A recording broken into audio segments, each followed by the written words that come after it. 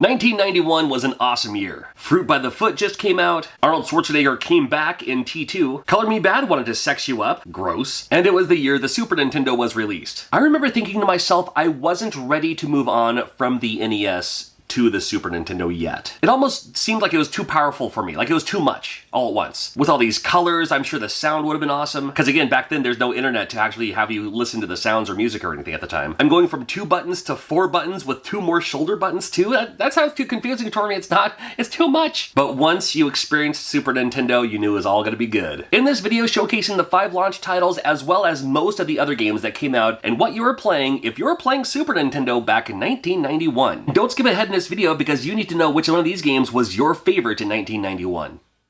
For the most part, the NES was packed with Super Mario Bros., so it would make sense that the Super Nintendo was packed with Super Mario World. The Screen Attract mode with Super Mario World was brilliant for store displays because it showed you kind of all of the new additions and features that Super Mario World has to offer, including Yoshi, including jumping on him. You know, if you get hit, you fall off, so it basically counts as another hit point. You can eat things, you can eat the enemies, you can pick up items and throw them in the air. You can do all these things, and it shows you all that in the Attract mode to really pull you into what you can do with this game on the Super Nintendo before you even had one yet. I mean, at this point already, Mario 3 was basically the greatest game on the planet, so how can you top that? Well, they certainly did their best with Super Mario World. Super Mario World was the introduction of Yoshi. Yeah, finally got Yoshi in the game now. It's funny, when I play this game, I keep forgetting Yoshi doesn't have that if you hold the jump button, he kind of floats a little bit. He doesn't do that yet.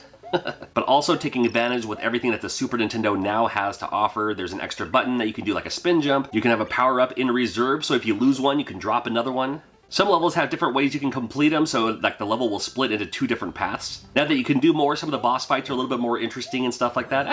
It was a great introduction to how to play the Super Nintendo. I loved it. I also like the fact that Yoshi was the star power-up in this game. You do have the ability to fly with that cape, with the feather.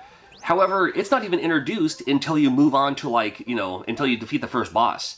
Then you actually get to a level that actually has that. So it's like, it's going to introduce you to all these things first, and then it's going to say, hey, now here's another one for you. Can't go wrong with Super Mario World.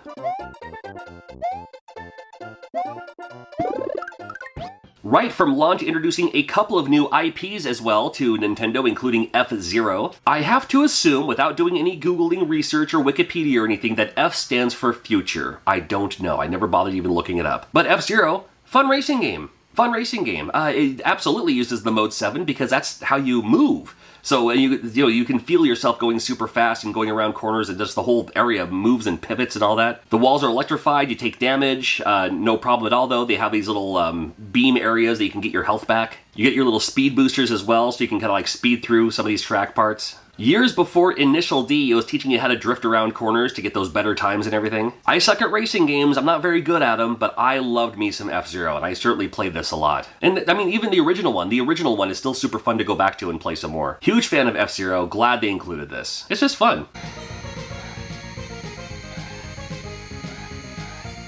Pilot Wings was the other new IP, and the first time I played this, it felt a little bit like a tech demo. Like, not as much like a game, because you're just leisurely enjoying yourself, flying around, you know, landing on things, looking around, going through orbs. You're not really like destroying things. You're not tearing down buildings. You're not, and there are a couple of helicopter missions later that you can, you know, shoot bombs on the ground. But for the most part, you're just trying to get your pilot's license and all that. And you're like, what, really? But the more I played this game, the more I fell in love with it. I really, really did. I love the cool kind of jazzy, Price is Right style showcase music that this game has. And again, looking at Nintendo Power photos, the pictures never did it justice on how things scrolled and moved towards you and everything. It just looked amazing for its time. I mean, yeah, you look at it now, you're like, you can see every, you know, pixel blown up. But it's like, at the time, it didn't matter, man. It was so good. You got the light plane, you got the rocket pack, the hang glider is always fun.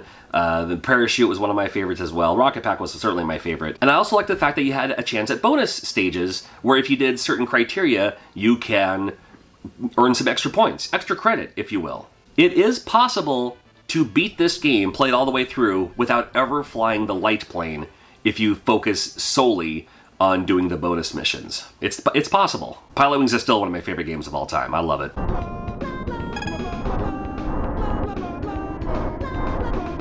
Shout out to Nintendo for doing such a great job on SimCity. SimCity was a game that we played a little bit in school, but not really. I mean, it was available, I was familiar with it, but I never had a PC. I didn't get an at-home PC until like the mid to late 90s. But I certainly had heard of SimCity, and I was so happy to see this on the Super Nintendo, and it controlled so well, and it played so great, and they made a few changes to make it extra Nintendo-y for you as well. I don't need to talk a whole lot about SimCity. You basically just, you build your town the best you can, and you have to listen to the people and raise taxes, lower taxes, do whatever you can to appease them as the mayor of this small town. Or big town once you get to a certain part. My personal favorite part was using these scenarios, because then you can already have a big old town, you can modify it from there, and then these scenarios would happen like, well, instead of Godzilla, it's Bowser on this one coming through and causing chaos. You gotta clean up after him and stuff like that too. I absolutely love SimCity, still like it today. You're the mayor of your own town, and how well do you think you can manage?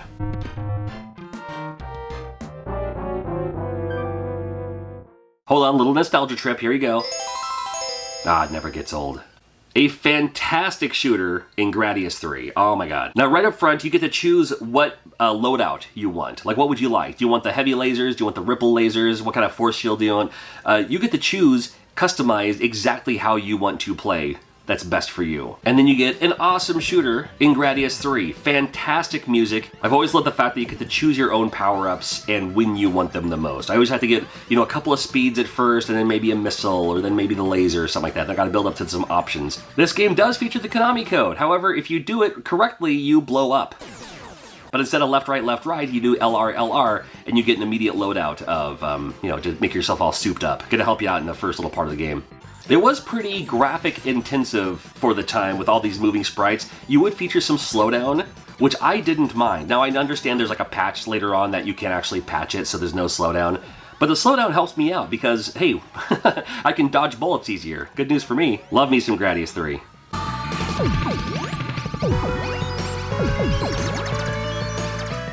Well, as soon as it came out, you just had to grab Final Fight, right? I mean, one of the best beat-em-ups and brawlers in the arcade, now at home. Of course, unfortunately, the default version, Cody and Hagar, they don't have Guy on here. Me, personally, I didn't care. I always played as Hagar. Yes, I know there's the Blockbuster version has a Guy version, but still, I'd rather just play as Hagar anyway. If you haven't played this game in a while, it may not hold up as much as you thought it did. It's still good. It's a fine beat-em-up. It's just kind of limited. It's just kind of limited. You got your attacks, you can jump and attack, and you do have your, evacuation maneuver where there's too many people ganging up on you. You lose a little bit of health, but you kind of clear a path for yourself. Great sprites, looks like the arcade in my opinion, especially like when I saw what, this game looked like versus what it looks like in the arcade. It's pretty good. It's pretty spot on. But again, missing the fact that Guy isn't playable, and missing the fact that this is a great multiplayer game in the arcade. However, at home it's only a one-player game. Yeah, these beat-em-up games, they're best with friends. But you can only play this game as a one-player. That's terrible. At least made a good rental. So, there you go. Final Fight, there you go.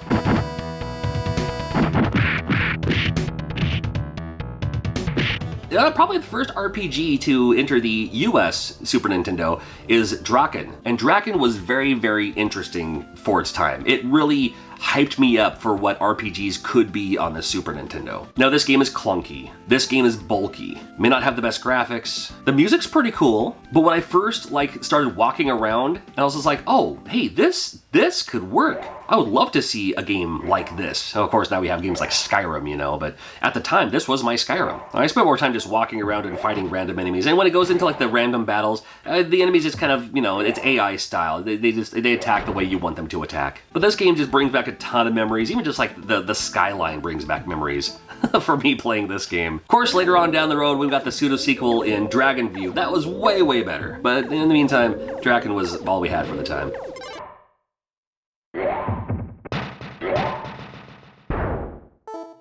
HAL Laboratories could have made their debut with a Kirby game, maybe a new Lolo game. Instead, they gave us Hyperzone. And you can't fool me, this is F-Zero. So I was like, why? How did you not think that we weren't going to go with it? We noticed, we saw you. It's F-Zero, but you can fly around, you can go up and down. Now, of course, not every game is F-Zero when you look in the back, but like the electrified things on the side, these little areas where you can get your health back. Now, you do kind of, again, fly around in your little area, and you can shoot the other things that are in the sky. But come on, this is a flying F-Zero. You cannot fool us, Hyperzone. Still made for a fun rental just to see. Along with SimCity, we had other PC ports like Populous. Does anybody know how to play Populous? Well, I'm asking you because I don't have a clue, but I sure rented it. You can raise land and lower land, and you're trying to get them to evolve into something? I don't know. I had to check it out.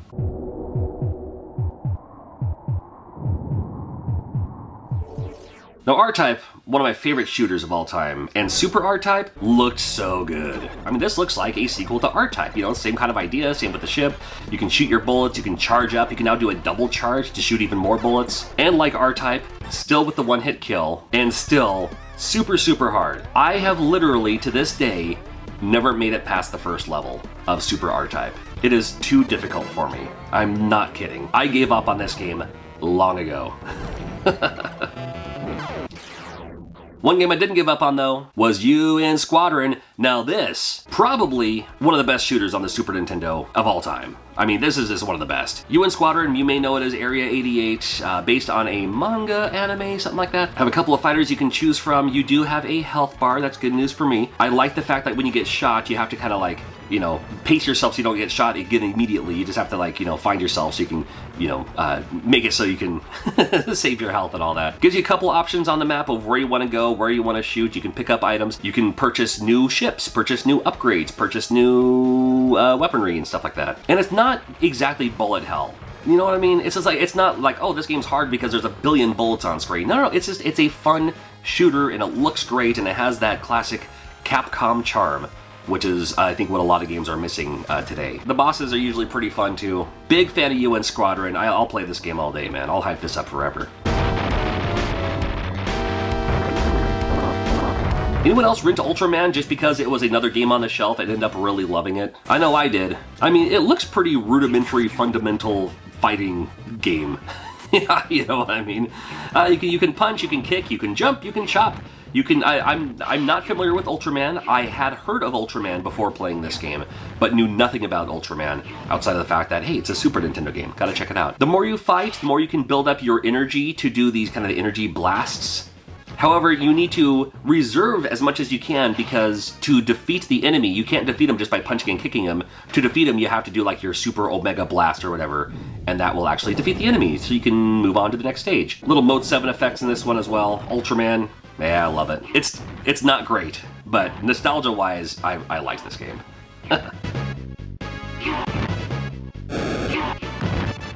ActRaiser is in my top 5 favorite video games of all time for any console. When I first played this game, it blew my mind of everything it could do. First of all, you got the awesome Mode 7, right? Gotta love that. You got the run and slash style of games that I really like a Ballast, you know, stuff like that. The music, 100% absolutely amazing. This was the game I was like, oh, you could do a lot with the Nintendo soundtrack on this. The Super Nintendo sound chip, man, you can do a lot with this one. And along with those running, jumping, hacking, slashing style games, then you get this little build the town part. Now for me only, I often wouldn't care about this style of game. I just wouldn't. I'd just be like, yeah, build the town and defeat the trees and move the thing. It's like, I'm done with that. Give me the action. You know what I'm saying? Just give me the action.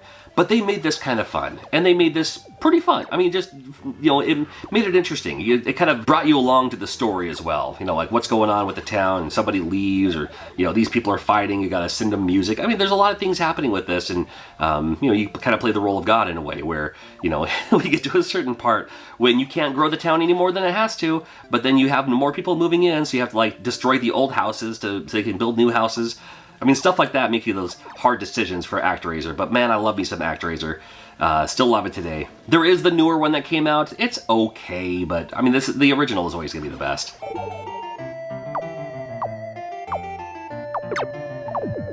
Later on in 1991, we finally saw Final Fantasy II. Now, of course, by today's standards, we know it as Final Fantasy IV. But this was the second Final Fantasy to come out in the US, and oh, that Mode 7. Oh my god, that sucked me in immediately. I loved the first Final Fantasy quite a bit on the NES, so when Final Fantasy II came out, I was really excited for it. And when I saw what kind of storyline that was going on, like you're actually playing the role of like a bad guy who's, you know, on the path to becoming a good guy or something. I mean, what a great idea. And then, like, you know, the fight scenes, the battle scenes, very similar, you know, same style, but just it looks better, looks cooler. The music, 100% amazing. I know I'm the minority on this, and if you agree, let me know in the comments. I like Final Fantasy II more than Final Fantasy III, and it might be because it was my introduction to what a Final Fantasy game could be, like what an RPG could be on the Super Nintendo, and it basically was the measuring stick for all RPGs, for what became the RPG system on the Super Nintendo later on, for what we could see in advance.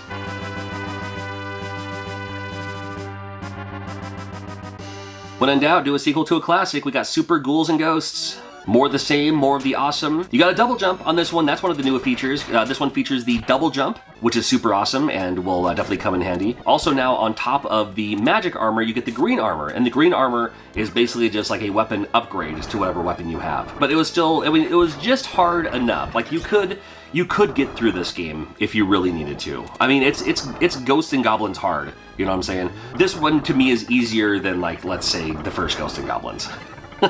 This one's a little bit more manageable, at least. Still difficult, but it wants you to keep playing because there's a lot of fun to be happening in the later levels. Great music, too.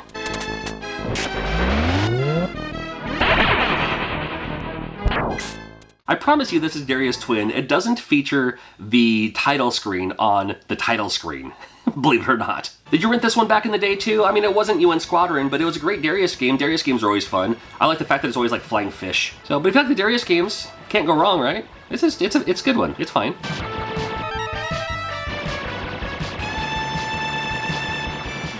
Also got D-Force, which is going to be more of your traditional vertical shooter. Maybe more like a 1943 style of game, where you're just, shooting the enemies as they come down, you're picking up your weapon upgrades, you're getting, shooting out more bullets and shooting out more weaponry. The stronger you get along the way. This one made for a great rental just because, it gave you something to do for the weekend and everything. And I thought it was pretty cool that when you got shot down, like when you died your last death, and yours game over for you, then from right there, that's when it kind of Mode 7 spiraled your way down, and you crashed in the trees in this case, as it happens to be. So, yeah.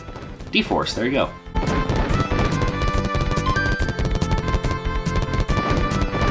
I could literally never stop talking about how much I love Lagoon. You see, before Legend of Zelda: Link to the Past, we had Lagoon. This was our Zelda for the time. But it takes more, I think, examples from games like Ys than Zelda. Along with talking to townsfolk and getting the weapons and, that whole idea. Your weapon upgrade system is very Ys-like, as you can see there. You also get your magic items later on as well. This is the very beginning of the game. And your sword isn't very long, but it is effective. And just because you run into an enemy doesn't mean you'll always take damage. Sometimes they won't damage you, you just end up pushing them out of the way. Again, very Ys-like. And in this game, when you take damage, you can stand still to build back your strength. Again, very Ys-like. The dungeons, just like any other game, can be very monotonous. You're just like, where was I going? Everything looks the same. But I had a ton of fun with this game. I played it through a few times. I've been replaying it on Twitch recently. Love me some Lagoon. I am not a CIB collector, and I have Lagoon CIB, just because I love it that much. Just before Christmas of 1991, we got a great gift in Super Castlevania 4. Now I gotta say up front, this is one of the least like other Castlevania games out there. And we're doing games like Castlevania 1, Castlevania 3, and then like in the future with Castlevania Bloodlines and all the other great Castlevania games we got later on. This one stands alone as if it's a Super Nintendo exclusive. Like they would actually build this just for the Super Nintendo without ever... this is Super Nintendo Castlevania. And hey, you know what? Why not? You can whip in multiple directions. I love the fact that you can like whip and then leave your chain out, like leave your whip out, so you can just kind of like, wiggle it around, I guess. With the new L and R buttons, your shoulder button is your special weapon, so you're not accidentally like throwing an axe sometimes like I used to do in some of the other Castlevania games. Great music, great soundtrack, great visuals on this one. A lot of the familiar faces in Castlevania, like the skeletons, like the flying Medusa heads, so much more too. Fun times with Super Castlevania 4, and if you had a Super Nintendo back in 91, you absolutely had to have this game for sure. Even the unique boss battles, the bosses were always kind of fun because you never knew what kind of boss you were going to get. Whenever I got these orbs flying down, because you can whip in multiple directions, I always try to catch the orb as I'm whipping downward because it looks kind of cool. Let's see if I can do it this time. Nope. All right. Anyway, Super Castlevania 4 is pretty awesome. Here are just some of the games you were playing back in 1992 on the Super Nintendo. And no skipping ahead either, because you need to let me know in the comments which one is your favorite. At the beginning of the year, we got a game called Super EDF, which stands for Earth Defense Force. The Super Nintendo did not lack in great shooters, whether they be horizontal, vertical, or you'll see one later on in this list too that has an amazing look to it. But in the meantime, what a great shooter this was. Maybe you were already kind of done with like Gradius 3 and you're looking for that next kind of game to play. Well, if that's the case, look no further than Super EDF. When you start the game, you get to choose what kind of weapon you want, and you shoot that weapon. You can also make your little options go around you, and you can, shoot weapons that way, whatever's easiest for you. Great shooter on this one, still fun today. Joe and Mac, great cartoony, two-player, kind of action platformer style game here. This game will always go down in my personal record book of the first Super Nintendo game I ever rented, and I'm glad I did. I had a lot of fun with this game. It may not be perfect as far as like play controls go and stuff like that, but it's just fun. And again, two players simultaneous, you can't go wrong. You pick up your weapon upgrades. Of course, it has that kind of, prehistoric vibe to it. Unfortunately, it's games like this that make us think that dinosaurs and humans existed in the same time. But if they did, I would imagine everyday life would be a lot like this. Joe and Mac, you gotta check it out. As we're still waiting for A Legend of Zelda: Link to the Past to come out later on this year, we did get Wanderers from Ys. Now this is Ys 3. To many, this may have been the first Ys game you've ever played. Now Ys Book 1 and 2 had them on the TurboGrafx CD, maybe you even played them on the Sega Master System, and if Ys 1 and 2 is like your Legend of Zelda style game, Ys 3 is definitely your Zelda 2 style game. Instead of being top-down overworld, you have the side-scrolling going on here. Still with your RPG elements, you can level up, you can get your upgrades, you can get better swords and armor and stuff like that. One of my most nostalgic video game soundtracks of all time is this game right here. I had a lot of fun with this game, still like it today. Wanderers from Ys. This is Ys 3. I love seeing Lemmings on the Super Nintendo because Lemmings was one of those games I've heard about on computers, but I didn't have a computer back then. I only had game consoles. So it was so awesome to finally play Lemmings for the first time. Imagine if we've lived in a world without Lemmings this whole time, and then this game just now came out on mobile. It would be the top-selling game, I promise. Easy, fun concept idea. You have so many Lemmings, and they only do what you tell them to do. They're just going to walk in a line back and forth. They're not afraid of anything. They're not afraid of like jumping into fire, falling off cliffs. So you need to do what you can to get them to go in the end portal there. And you do that by assigning these lemmings jobs or tasks, or having them do different abilities like digging, like giving them an umbrella so they can float down safely without squishing. Some of them can kind of be like crossing guards. We have to like put them in the way so they'll direct them in the right direction. I still like playing this game today. You gotta love Lemmings.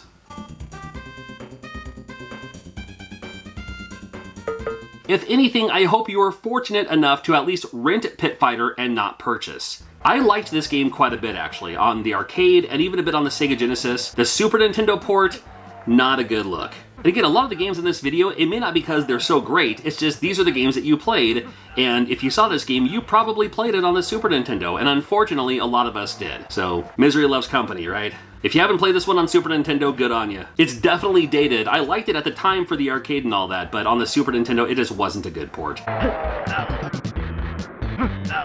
After years of having terrible WWF games for the NES, we finally get Super WrestleMania, which at the time, and even a little bit now, has some great graphics to it, I think. 10 wrestlers to choose from. It doesn't matter who you choose. They all have the same exact maneuvers. There are no finishing moves. You just have your basic punch, kick, body slam. You thought I was going to say it's all in the mind. I didn't. We have, body slam, suplex. You can throw them out of the ring and stuff like that. It was fine, and I still played this game quite a bit, but it wasn't great. But it was something, and it tided us over until we got Royal Rumble, and Royal Rumble was pretty cool too. But that'll be another year. This game, it wasn't terrible, and I did play it a lot. It was something. 1, 2, 3.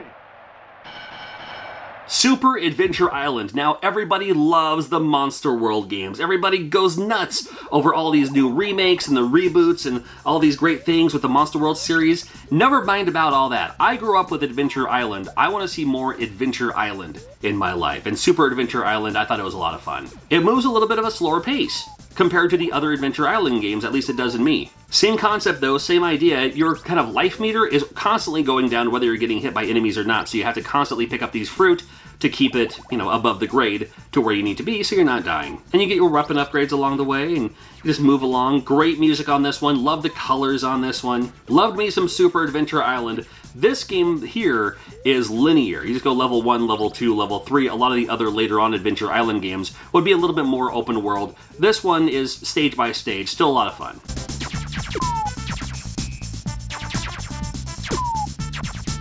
Did you rent Zardian back in 1992? I know I did, and I loved it. Well, it's not really a run and gun, it's like a walk and gun. Kind of a slower pace, but you have 3 characters you can choose from, and you can switch between them on the fly, much like a TMNT for the NES. You got this robot guy that can also shoot upwards. You got this weird little alien thing with like a whip thingy that also kind of shoots. And then you have Panthera, who is your, well, panther type creature here that can also do the spin attack and, you know, maybe a little bit lower key so you can go under some tight fit places. There's shooter stages later on as well, where you kind of like join forces and become a shooter stage, but I remember just having a lot of fun with this one, so maybe you checked out Zardian too. It's one of those games that sometimes you remember or think about. You're like, what was the name of that game? I know I played it. What was that? Well, maybe this was that game for you. It didn't take us too long to finally get Contra 3. This was a game that a lot of people were looking forward to. And why not? It's another great Contra game, great music, great sounds, great graphics, great colors, great everything. Has that Contra difficulty. So watch out for that. It's that Contra difficulty with no 30-man code. But like the other Contra games, pattern-based. So watch out for the patterns. See when enemies pop up. You'll do yourself better. I like that you can have a gun in reserve on this one. Like if you get your spread shot, your laser shot, you can kind of switch between them back and forth, whatever one you feel the need for most. If you die with that, well, you lose that one, but not the other one. So that works out all right for you. And of course, with the L and R buttons, you can hold them both at the same time and just kind of, shoot everything everywhere all at the same time. That's always kind of fun. Contra 3 is a classic, still fun today, still hard today too. Man, I could never beat this game without a Game Genie. Love the big bosses, big explosions. Contra 3, love it. Alright, finally, we got Legend of Zelda, Link to the Past. This is the game that we've all been waiting for. It's the Legend of Zelda game. We've been seeing it teased in magazines this whole time, because it's been out for about a year in Japan at this point. I don't need to talk too much about Legend of Zelda. It's an all-time classic. To many people who love games, many people who love video games, even from the time, this game still, to them, is their favorite Legend of Zelda game. And no reason why not. Again, don't need to talk about it a whole lot, but it's amazing. How about Top Gear? Now, I'm not the biggest racing game fan in the first place. I love me some Top Gear. And shout out to Top Gear for being one of the first games I can think of that has a goofy foot option for control method. I never used it, but still. It's a big old race, so many cars, there's like 20 cars on screen. You gotta outrace them all. I love the fact that when you get close enough or something like that, they start like trash talking back and forth. Great driving game, great racing game, easy to pick up and play. When in doubt, it's Top Gear, man. Still fun today. That sounded like it may have rhymed, I don't know. Well, there's a time there where The Rocketeer was like, it was like #1 at the box office, everyone was talking about it, Disney, live action. So of course you probably rented the Super Nintendo game at least once, I know I did. It starts out with this flying thing. Now, you're flying around these poles, trying to beat the other two, pilots as well. I'm not even sure what's happening on the top screen. The only thing I'm looking at is this little tiny micro screen down at the bottom, and just hugging these poles best I can. You get first place every time. Then there's other stages along the way too to mix up gameplay. Like this is kind of cover shooter where you have to shoot the other guys when they pop up. You can fly around a little bit if that's going to do you better. I remember renting Rocketeer at least 2 or 3 times back in 1992. I thought it was a lot of fun. Fond memories playing this one. Legend of the Mystical Ninja, holy moly. This is the first Goemon series many of us played for the first time, including myself. Not realizing there's 2 of them already for the Famicom, and then we only got the 1.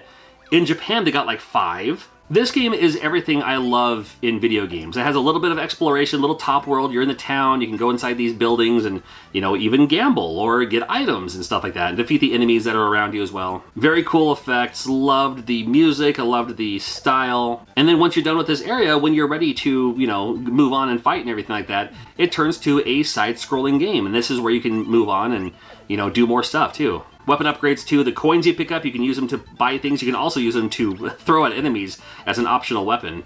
The bosses are fun. The bosses are creative. I love everything about Legend of the Mystical Ninja. Still one of my favorite games of all time.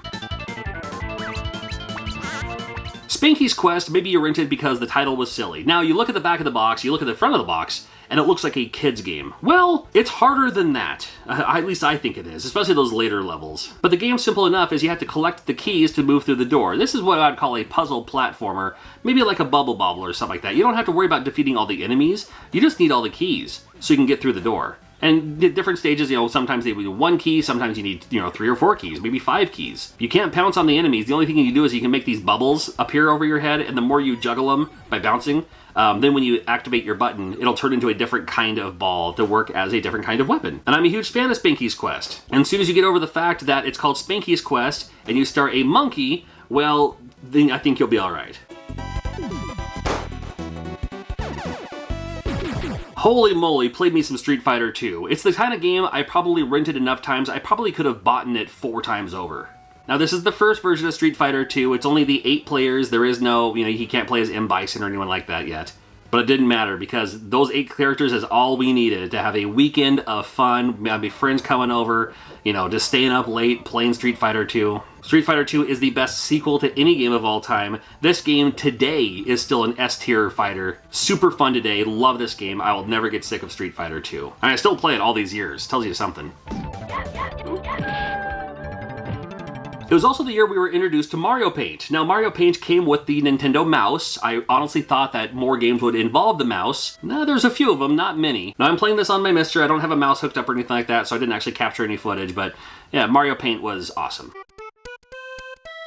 Now, I remember my friend and I renting Rampart several times, and there's a few steps to it. Now, the first thing you want to do is pick your castle, where you want to be, and you put your guns down. Perfect.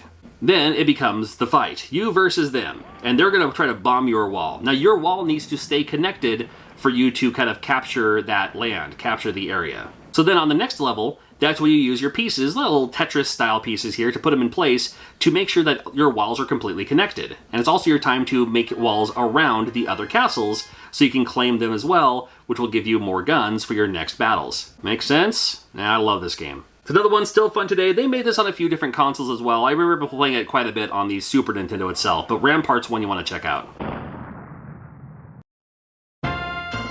Now at this time, even though we were getting great games from Capcom for your NES, for your Super Nintendo, they were still also making fantastic arcade games. And Magic Sword, they made a port to the Super Nintendo, which was an excellent, excellent, excellent port of Magic Sword. It is your basic arcade style walk the path and kill anyone that gets in front of you with your big old sword. Love that. You get some items along the way too, including these keys. The keys will unlock doors to like prison cells, and then those prisoners you can use as your companion, and they will help fight alongside you too, depending on who they are, what their weapon is. You get to choose, how you want to fight. You got these bigger kind of Capcom style bosses at the end of these stages. At this point, I knew we were never going to get Willow, the arcade game, on the Super Nintendo, but we got Magic Sword, and I'll take Magic Sword, and it's still a lot of fun. I love this one.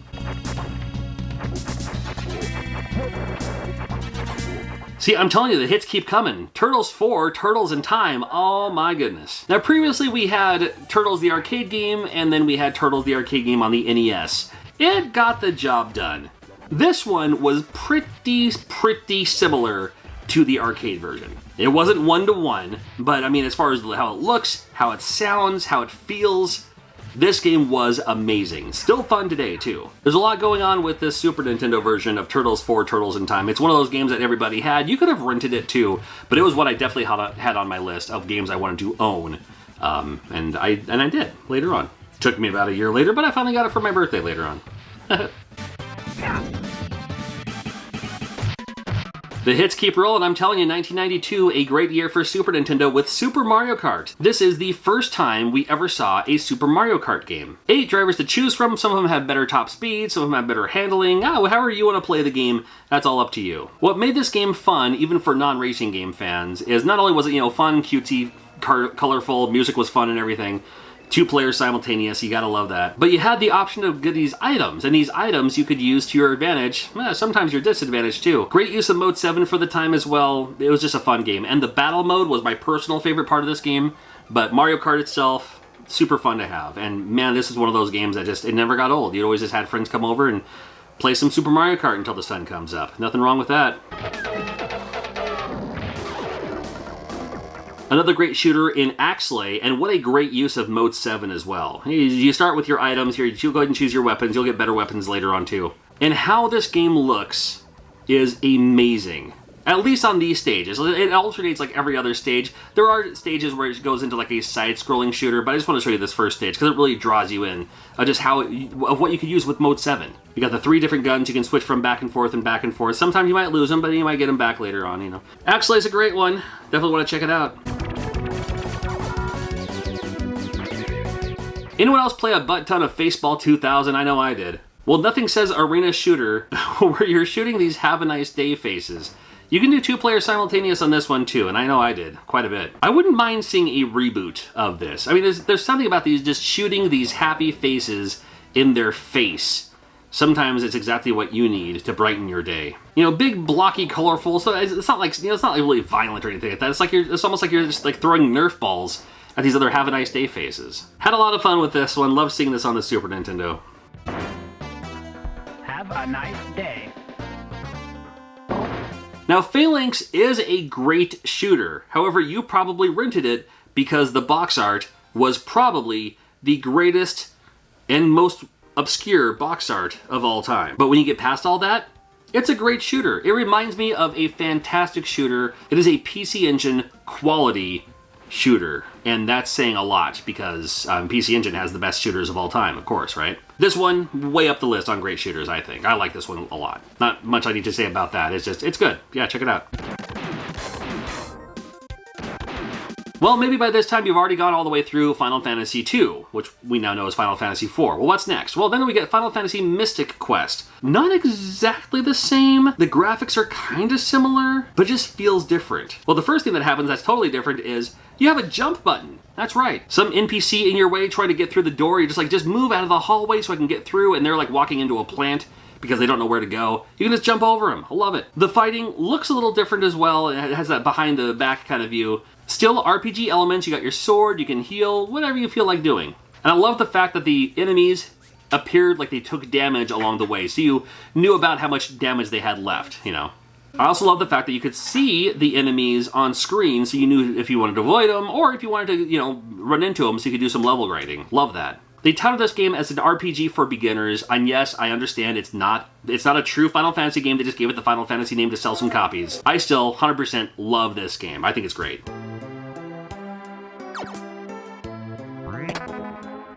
Well, we finally got Super Double Dragon, taking it back to its roots of just being a side-scrolling brawler. 2 players simultaneous if you'd like. This game moves slower than I'm used to for a Double Dragon game, kind of a sluggish kind of game here. I thought it was pretty cool for its time. You got your punch, you got your kick, you can jump, you can also capture. That's right, you can block and you can capture their arm, and you can do like, you know, special punches or special kicks because of it. Very monotonous, but it's also Double Dragon, which is also monotonous.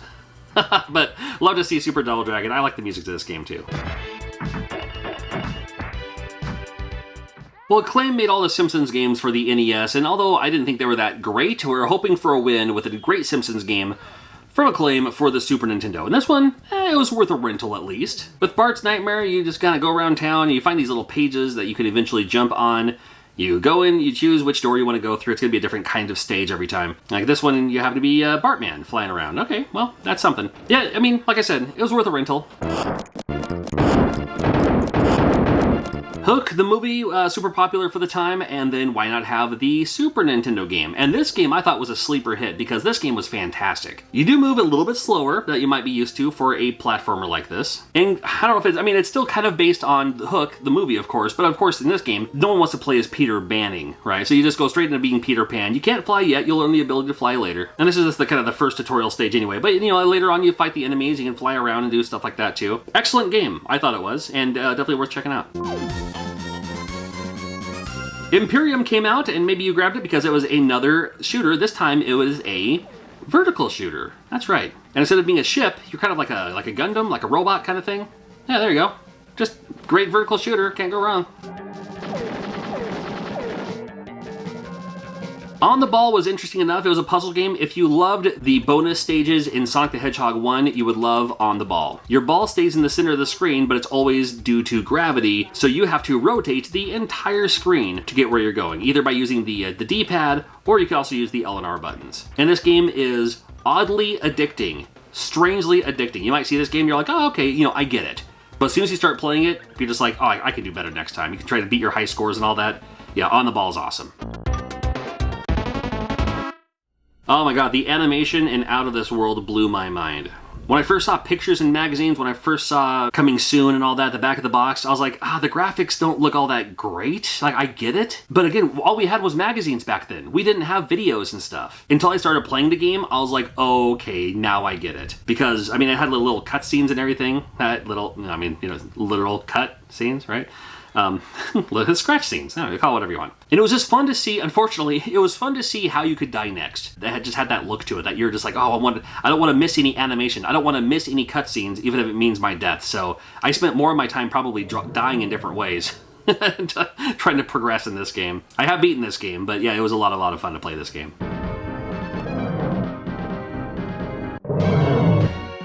No game that sucks this bad should have a soundtrack as rockin' as this. But we all played Spider-Man and the X-Men Arcade's Revenge, loved Spider-Man, X-Men were red hot because of the animated series on Fox. And you start out as Spider-Man, and you can do some things. I mean, it's not the fact that it's a really, really terrible game, except for it is. I mean, yeah, I know, it's LJN. What do I expect? Well, I expected something better. You start out as Spider-Man. After this stage, you can be Wolverine, you can be Gambit, you can be Storm, a couple more, like, Cyclops. But you still wanted to play it because you just had to be in it. Yeah, you have to show your loyalty to Spider-Man and the X-Men. And I liked playing it because I love the music to it. So there you go. Hey, how about Star Wars here? Maybe more like inspired by the movie. However, Super Star Wars I thought it was super awesome. I loved it. You just go through. The music was fantastic. I mean, the music might be the best part. It features other characters and maybe like boss type things. I mean, I don't remember the Starlock monster actually popping up from the ground, but still. It also featured a very cool Mode 7, kind of like land speeder type levels too and stuff like that. Man, this was one of those games that just everyone had to play because it was Star Wars. You had to show your love to Star Wars by playing it.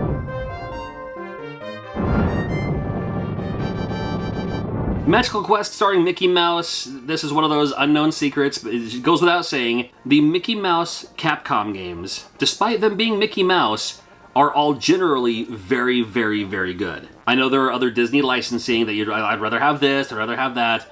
But Mickey Mouse, I mean, the most popular, right? They're usually really, really good games. And this one, fun, colorful, cartoony platformer. Has some little elements you can do in there too, but it's super fun to play, man. It's a great game. If you haven't played it yet, I would recommend checking it out. It's great. And not completely like children's difficulty level either. There's enough of a difficulty level that you'll still have some fun with this one.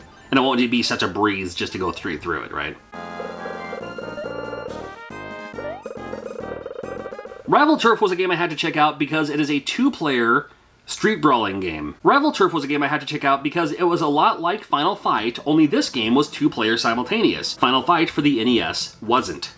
This one was. Rival Turf, along with Legend of the Mystical Ninja, the first games I ever bought for the Super Nintendo, and this game I bought on a whim. Didn't even rent it first. I just went straight to purchasing it because I knew I'd love it, and turns out, yeah, I actually liked it quite a bit. My neighbor and I played a ton of this game because, again, two players simultaneous. You have your basic Street Fighter, and then you have your wrestler. I always play as the wrestler. I was a big fan of Sid at the time, and this guy does a power bomb, so that's always awesome. And it is your basic, just side-scrolling street brawler game, and it's called Rival Turf. And they had other games later on, too, but this is the first of many from Jalico. Hello. 1993 was a pretty interesting year for video games. Not the best NES games, and I did that video not too long ago. But for the Super Nintendo, well, it had a nice mix of really great games and really maybe not so much. Here's a look at a lot of the Super Nintendo games that you were playing, maybe you rented, maybe you got for your birthday, or maybe you just saw on the rental shelf and you're just like, nah, not for me. Early in the year, we got the game Power Moves by Kaneko. It featured an interesting lineup of fighters in this game, and it is your kind of player versus player Street Fighter clone. This was during a time when, man, Street Fighter 2 was everything. So many people were making their own Street Fighter 2 style game. And you're going to see a few of them on this list today. It wasn't great, but it was worth a rental for the weekend. You know, just something to check out. We had Cool World based on the kind of a cool film idea. And although this scene here looks pretty cool, reminds me of like the Pilot Wings level. I remember renting this and not remembering how to actually play this, and capturing my own footage here, I don't know what I'm doing. It was a cash grab. And what about Harley's Humongous Adventure? I don't know what it is, but I have a huge passion for any video game that shrinks you down so the stages are basically like, you know, these blown up stages, you know, like Rescue Rangers was like that, or that one level from Little Nemo. And this entire game is like that, because you're all shrunk down and you're trying to, you know, it's kind of a platformer, catch all the stuffs kind of game. It wasn't terrible, you know. We had Dragon's Eye Shanghai 2, which leads me to believe there's a Shanghai 1. Maybe there was on computer or something, I'm not sure. This is that Mahjong Solitaire. Not like Mahjong proper, you know, smoke-filled rooms, you know, 80s style. You know, they had a bunch of those games too. But this is the kind of Mahjong that we are familiar with. It's like, I think it's just called Mahjong Solitaire. You stack up the pieces and you eliminate one by one, you know, in pairs of 2, so long as they're on the outer edge.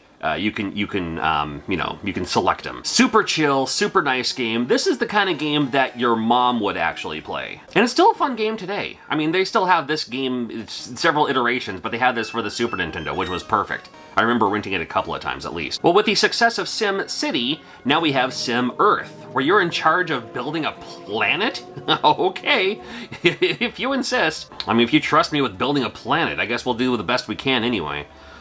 Couple of scenarios in this game. You literally start it from, you know, water life to, you know, building ground by, you know, causing volcanoes to happen and other catastrophic events, or make the water level rise. And you're trying to, you know, have, you know, sea life become land life, become civilized. It's an interesting kind of game, and I don't know. I'm not very good at it. I never know exactly what I'm doing in this game, but I sure have a lot of fun playing this game. And when in doubt, you can also just do one of the scenarios and then just have fun with it, like start dropping nukes and whatever.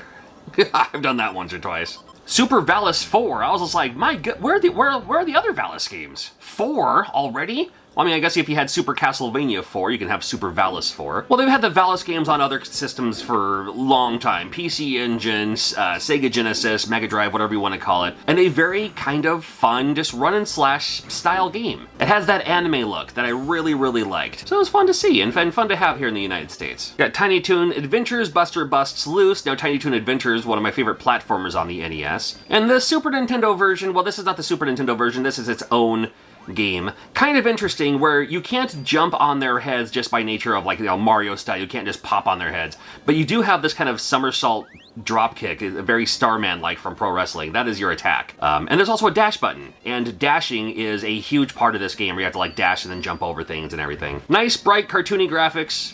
Pretty decent game. You actually find it really cheap nowadays, but it's a fun one. Oh, the Combat Tribes. This was one of my favorite arcade games of the time. From American Techno, so this is like from the makers of Dodgeball, or, you know, that style of game, River City Ransom. But this plays more like a Renegade in a way, where you just have like a small area to maneuver. It's not really like a side-scrolling beat 'em up, but you just have your where you are, your area, and you beat up all the guys until the boss shows up. I liked it because it had more than just like punch and kick style moves. Like while they're on the ground, you can like attack them on the ground or give them a giant swing, or, you know, crash their head into the cement and stuff like that. It was pretty brutal. This was one of those games, as soon as I saw it in the arcade, I was like, oh man, I can't wait for there to be a Super Nintendo version of this.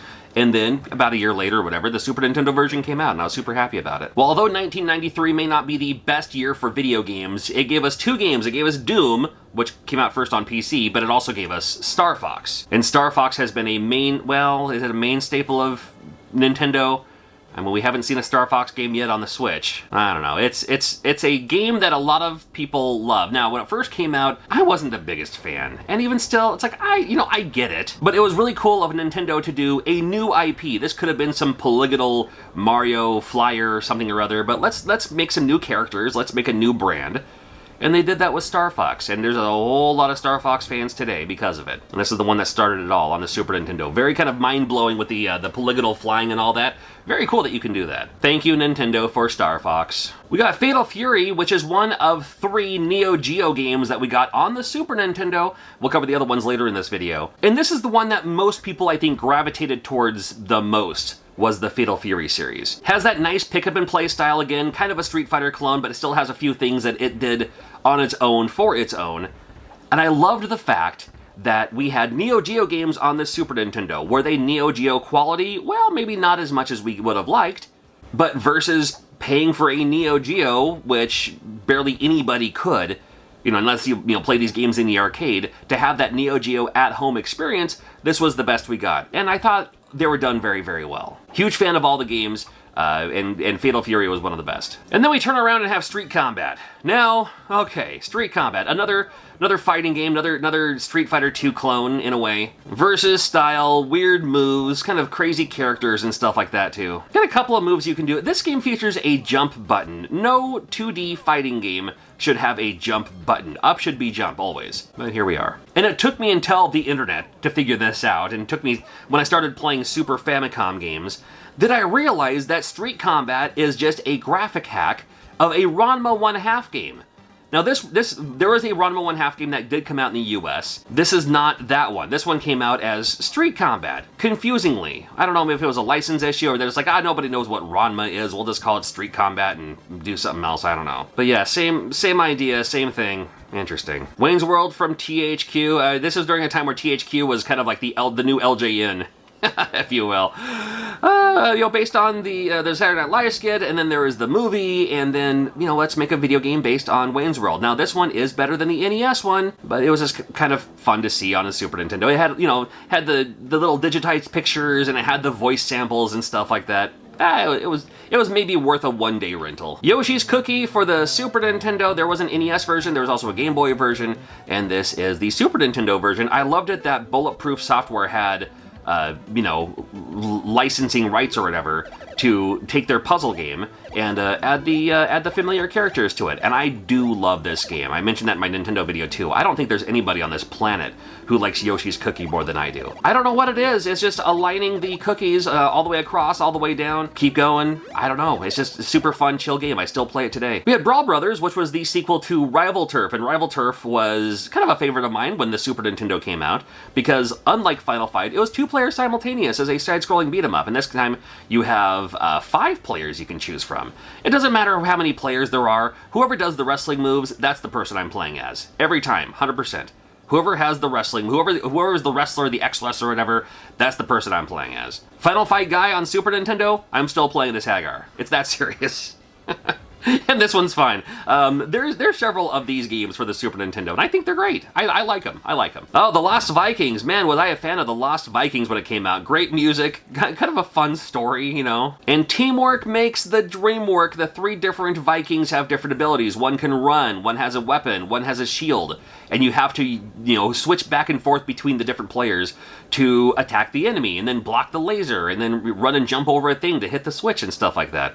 A lot of that going on with this game. A huge fan of The Lost Vikings. Check it out for sure. Oh, Bubsy came out in '93. Well, that explains everything. No, I'm just kidding. Bubsy gets a bad rep for, I think it was it was overhyped as the new mascot, the new thing. This is the guy. This is the attitude. This is, didn't turn out that well, I don't think. I don't know. I remember when it first came out, I was just like, it's, it's the kind of a Sonic ripoff. It wasn't really a Sonic ripoff.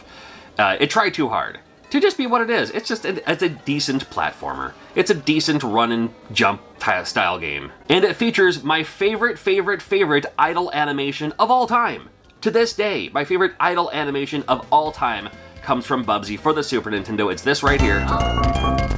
That's the best. Never mind Bubsy, we had Shadowrun in 1993.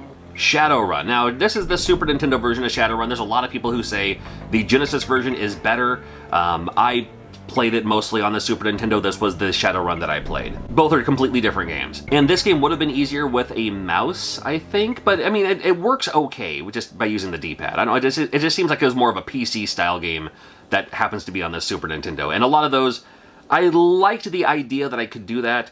I would never play them all the way through. But it was cool that we had Shadowrun, at least the brand. You ever play Tasmania? Well, I mean, it's interesting enough. This is another one that had, there was also a version of Tasmania on the Genesis. Again, 2 completely different games. That one's more of a platformer. This one's more of a, like a racing game? I don't know what you would consider this game. But we certainly had it. Batman Returns came out on the Super Nintendo as well as the NES. You saw that in the NES video.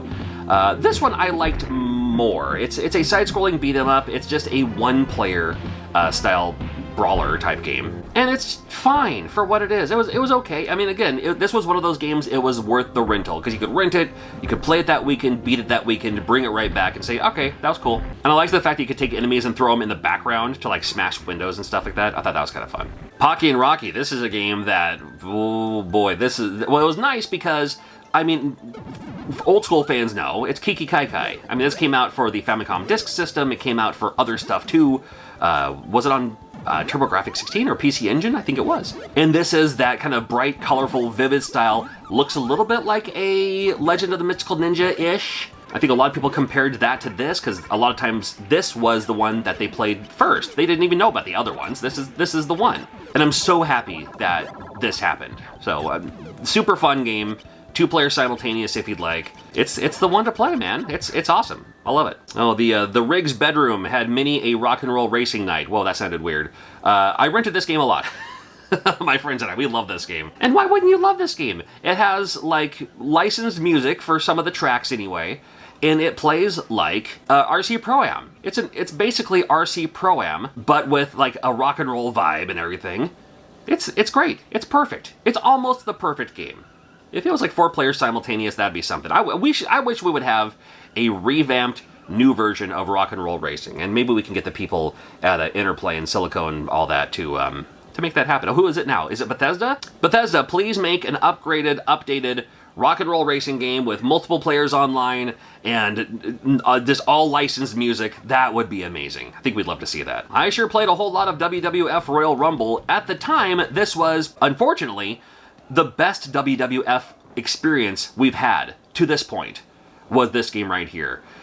A lot like the previous one, the Super WrestleMania, which wasn't great. But this one is also not that great, but at least the wrestlers had finishing moves. They actually had their kind of signature move that they could do, and there's a Royal Rumble match where as soon as you eliminated someone by tossing them out of the ring, then you could, then another person would come in. So it had that gameplay. That's all I ever did in this game. I barely ever did. I don't think I ever played it once to actually get the, I'm sure I did once, to get the championship title. I always played this game just as a Royal Rumble match, and that was fine by me. And you probably already know this, but the trick to this, like don't even have to wear them down. Whip them to the ropes, give them an arm drag takeover, you'll chuck them right out of the ring every time. They don't need to be weakened or anything. Well, we had Battletoads and Battlemaniacs. Battletoads was super iconic for the NES. It's like, oh cool, there's a Super Nintendo version of it. It was fine. It didn't have that same heart, that charm, that feel, that thing that I was looking for when it first came out for the NES, where I was like, oh my god, this is like state-of-the-art, great animation, great music. And this game does that too. This game has awesome music, has an awesome soundtrack, it has awesome, colorful, cartoony, comic book style stuff. I don't know, it just didn't have that same feel for me, but it was still pretty cool to see. Goof Troop is a low-key, underrated, could quite possibly be in my top 10 favorite Super Nintendo games of all time, maybe even my top 5 favorite Super Nintendo games of all time, if I actually, made a list and then the process of elimination. I can't tell you why or why not, but man, what a fun game this is. 2 players simultaneous, again, it's that Capcom-Disney combination, and it's just kind of like a puzzle game. It's an action puzzle game, where you can find these items and move things around, and I don't know, this game is amazing. I can't explain it beyond that. EVO, one of my favorite games on the Super Nintendo as well, came out during this time. By today's standards, it's unfortunately one of those games that goes for a high price ticket and is worth it. Now you see some of those games every once in a while. It's like, oh, this game's going for this much money just to collect it. This game is one of the best games on the Super Nintendo, in my opinion. It works on evolution, and you evolve the way you want to evolve. You have to, you start as this little fish guy here. And then the more experience you get, then you can evolve and give yourself better jaws to bite stronger, better fins to swim faster or ram things or a horn and stuff like that. And then later levels, you evolve into like a dinosaur and a primate. And eventually, you can beat the game as a primate, you can beat the game as a human. I've never been able to beat the game as the bird. I'm going to work on that hopefully later this year. But I liked the idea that you could just evolve and, become the strongest of your tribe and then, move on to the next area, I guess. There's also the year we got Super Mario All-Stars. We got a combination cart. This is the Super Nintendo retelling of Super Mario Bros. 2, and Super Mario 3, as well as what they call the Lost Levels, which was the Japanese Mario 2. You know how that story. I don't need to fill you in on that one. It was just fun to see. It was cool to see, and loved the fact that they had this. And remind me in the comments, I swore, I'll have to look it up sometime, I swore that if you beat every Mario game in this game, like 1, Lost Levels, 2, and 3, and beat every stage without warping, wasn't there like a couple of bonus levels? I maybe it's Mandela effect, I'm not sure. The 7th Saga came out for the Super Nintendo during this time. The Super Nintendo was an RPG beast. And this one was pretty cool. I actually liked this one quite a bit. Here's why. You get to choose who you want to play as. You want to play as the robot, you want to play as the dwarf, you want to play as the human, the demon, you know, whatever. You get to choose who you're going to play as, which is kind of cool. What I liked, though, was in the overworld map, you can see where the enemies are. So if you're in a rush to get somewhere, you can try to avoid them best you can, or if you're looking to level grind, you can just walk into them, and then you know you're going to have that enemy encounter to go from there. I thought that was a super cool idea. 7th Saga, very cool. I almost called it 7th Guest. Super Street Fighter 2 is the story of of why DLC is an okay thing by today's standards. Because people are like, oh, hey, remember back in the day when you didn't have to, like, you know, pay for add-ons for games, it would just unlock them? I was like, yeah, it was called Street Fighter 2, and I had to buy Street Fighter 2, then Street Fighter 2 Turbo Edition, then Super Street Fighter 2. It's, yeah, you didn't just download the characters, you had to buy a whole new copy of the game. Well, in this one, has 4 new characters you can choose, including Cammy. We finally get Cammy, yay. I always liked DJ, but very fun game. It's more the Street Fighter 2. It has the new characters. Yeah, it's pretty cool. We also had Final Fight 2, which was pretty cool. Final Fight, this one finally features 2 players simultaneous. It's about time. Doesn't really matter, I'm always going to play as Hagar anyway, and this time, thanks to our friend Zangief, Hagar finally knows the spinning pile driver, yay! Anyway, Captain America and the Avengers, and you gotta remember, this is before the Avengers were cool. This is like, because you have, like, Iron Man was, like, the other guy. You know, Captain America was probably more upfront, you know, Hawkeye is cool, Vision was like, it's cool, whatever. Yeah, it was during a, talk about parallel universe. Yeah, before the Avengers movies, the Avengers were like, oh, okay, like, especially Iron Man. Side-scrolling beat-em-up, not done exactly very well. It's okay. It was, like, worth a, you know, it was worth a rental, I guess. Maybe looking at a game like this is like, well, maybe it's okay that we didn't get the X-Men game on Super Nintendo. Maybe it's okay we didn't get the Simpsons arcade game on the Super Nintendo, because it may have looked like this. I don't know. Clock was the game that nobody really had, and it was available on rental shelves, and it took you a while to finally play it. So sometimes you're like, oh, I'd rather rent this, I'd rather rent that. Oh, everything's rented out. I mean, this looks kind of cartoony, this looks kind of kid-like, I guess I'll check it out. And then when you play it, you learn it's a very, very good game. Very good. Well, I mean, we didn't really have a Rayman game yet for the Super Nintendo. We didn't have a Rayman game yet, but this was kind of like that, where your arms and your legs would launch as your weaponry, and then you collect them back, and then you can put them back together again. I don't know, it was pretty cool. Tough Enough, whatever. It's another Street Fighter 2 clone. I did play it though, of course I played it. I played all of them, I played everything. But yeah, Tough Enough. And on the front of the cover it says like, hey punk, are you tough enough? And I was like, is that the whole title? I think it's just Tough Enough. World Heroes, another SNK game. Played this on the Neo Geo, and now you can play it at home on the Super Nintendo without needing a Neo Geo console. And I liked World Heroes pretty well. It was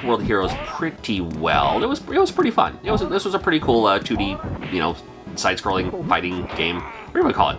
Street Fighter 2 clone. Let's call it what it is. Of those, this one's pretty neat. 93, Super Nintendo finally gets Mortal Kombat. Too late. Unfortunately, this is most people's introduction to Mortal Kombat. Some of the things are changed a little bit. I do like the controller better on Super Nintendo than I did the Genesis. I'll be honest with you there.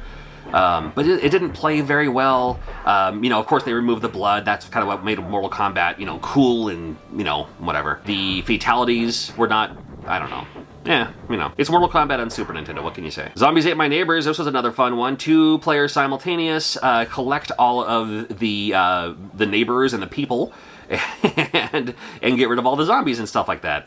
You'd figure for a game like this, it'd be like, oh, okay, whatever, I get it. But man, there's a lot of people, a lot of fans with this game. I think it's okay. I like it okay. Any game that had a creepy vibe, especially on the Super Nintendo, would always get my attention. Sunset Riders, this was cool, because this was like, you know, from the arcade to the Super Nintendo in not very much time. I swore like I saw it in the arcade first, and then almost immediately I saw it on the Super Nintendo. I was like, oh, that was quick. Nice. I'll take it. It wasn't quite a Contra game, but maybe a little bit like a Contra in the Wild Wild West in a way. You got 4 different characters you can choose from, and you can do a 2-player on this one as well. Always fun to see. Bigger graphics on this one, nice and colorful. We got Super Empire Strikes Back. Now, these Super Star Wars games for the Super Nintendo are all pretty decent. They're all kind of worth playing. And Empire Strikes Back is the best Star Wars game, so I was really looking forward to playing this one. And it's fine. It's like the other Star Wars games. It's totally worth checking out. Secret of Mana, or is it Secret of Mana? Do we need to talk about Secret of Mana? It is amazing. Super nostalgic for the soundtrack. I can listen to the soundtrack and be whisked immediately away back to high school when I first played the game. Love this game. I never beat it though, but I do love this game. And it's an action, do they call them action RPGs now? That adventure style game where you can actually slash your sword and stuff. You can actually play 2 players on this one, which was a cool thing. Hey, there's that Ranma 1/2 game I was talking about earlier. Ranma 1/2, we finally get it for the Super Nintendo. Another 2D fighting game. I was familiar with the name, but I hadn't watched the anime yet. I was like, oh, this is a thing from Japan. For some reason I knew that. Because I wasn't even like an otaku at the time. But I knew it was something like from Japan that was popular there. I have no idea why. But played the game anyway. If you are familiar with the series, this game came out later in the series. So it features characters from like late in the series. You know what that means? You know what I'm talking about? So it's like, I would have liked it if they just had like, here's characters from like, the first few seasons or whatever, but it's also kind of based on the manga, so never mind the anime series. ActRaiser 2, what a disappointment. Not because the game is terrible, because it's not. It's actually a very, very good game. It's just not ActRaiser. Because the ActRaiser I loved is my favorite Super Nintendo game of all time, and it's in my top 5 favorite video games of all time, is ActRaiser. And then when ActRaiser 2 came out, I knew it didn't have the town building stages. I was okay with that. I was okay with that until I rented it, and I was like, had the same sound effects, great soundtrack, great graphics, didn't have the same charm, didn't have the same feel. It didn't even need to be called ActRaiser 2. It could have been called, this is my theory, if ActRaiser 2 for the Super Nintendo was called literally anything else, it would have been more heralded as a better game. But unfortunately, because it carries the name ActRaiser 2, and it's like you go from Strider to Strider Returns on the Genesis. You're just like, what? No, shut up. I don't have a better name for this. It could have been called the Warriors of Battle. I don't know. It doesn't really matter. It is a decent game. It's actually pretty hard too. It's super hard. Very good game. It's just not ActRaiser. Aladdin. If Aladdin was called literally any... I'm just kidding. This is the Super Nintendo version of Aladdin. A lot of people prefer this over the Sega Genesis version. That's okay if you're wrong. This game is a very good game all the same. Now, this game... I don't know. I mean, they both came out, different companies, different whatevers, and it's a very good game. It's nice, colorful, cartoony. This is the game that should have been on the Super Nintendo, which is good because it was on the Super Nintendo. Does that make sense? This is a Super Nintendo version of Aladdin, and it plays just fine. I remember a lot of press going into Clay Fighter for the Super Nintendo, something about the, they can use clay molding, build it out of Play-Doh or whatever, and then take a picture, and then those are the graphics, they digitize them and everything like that. Super ahead of its time, I thought. And as another Street Fighter 2 clone, another 2D fighter, I thought it was pretty good.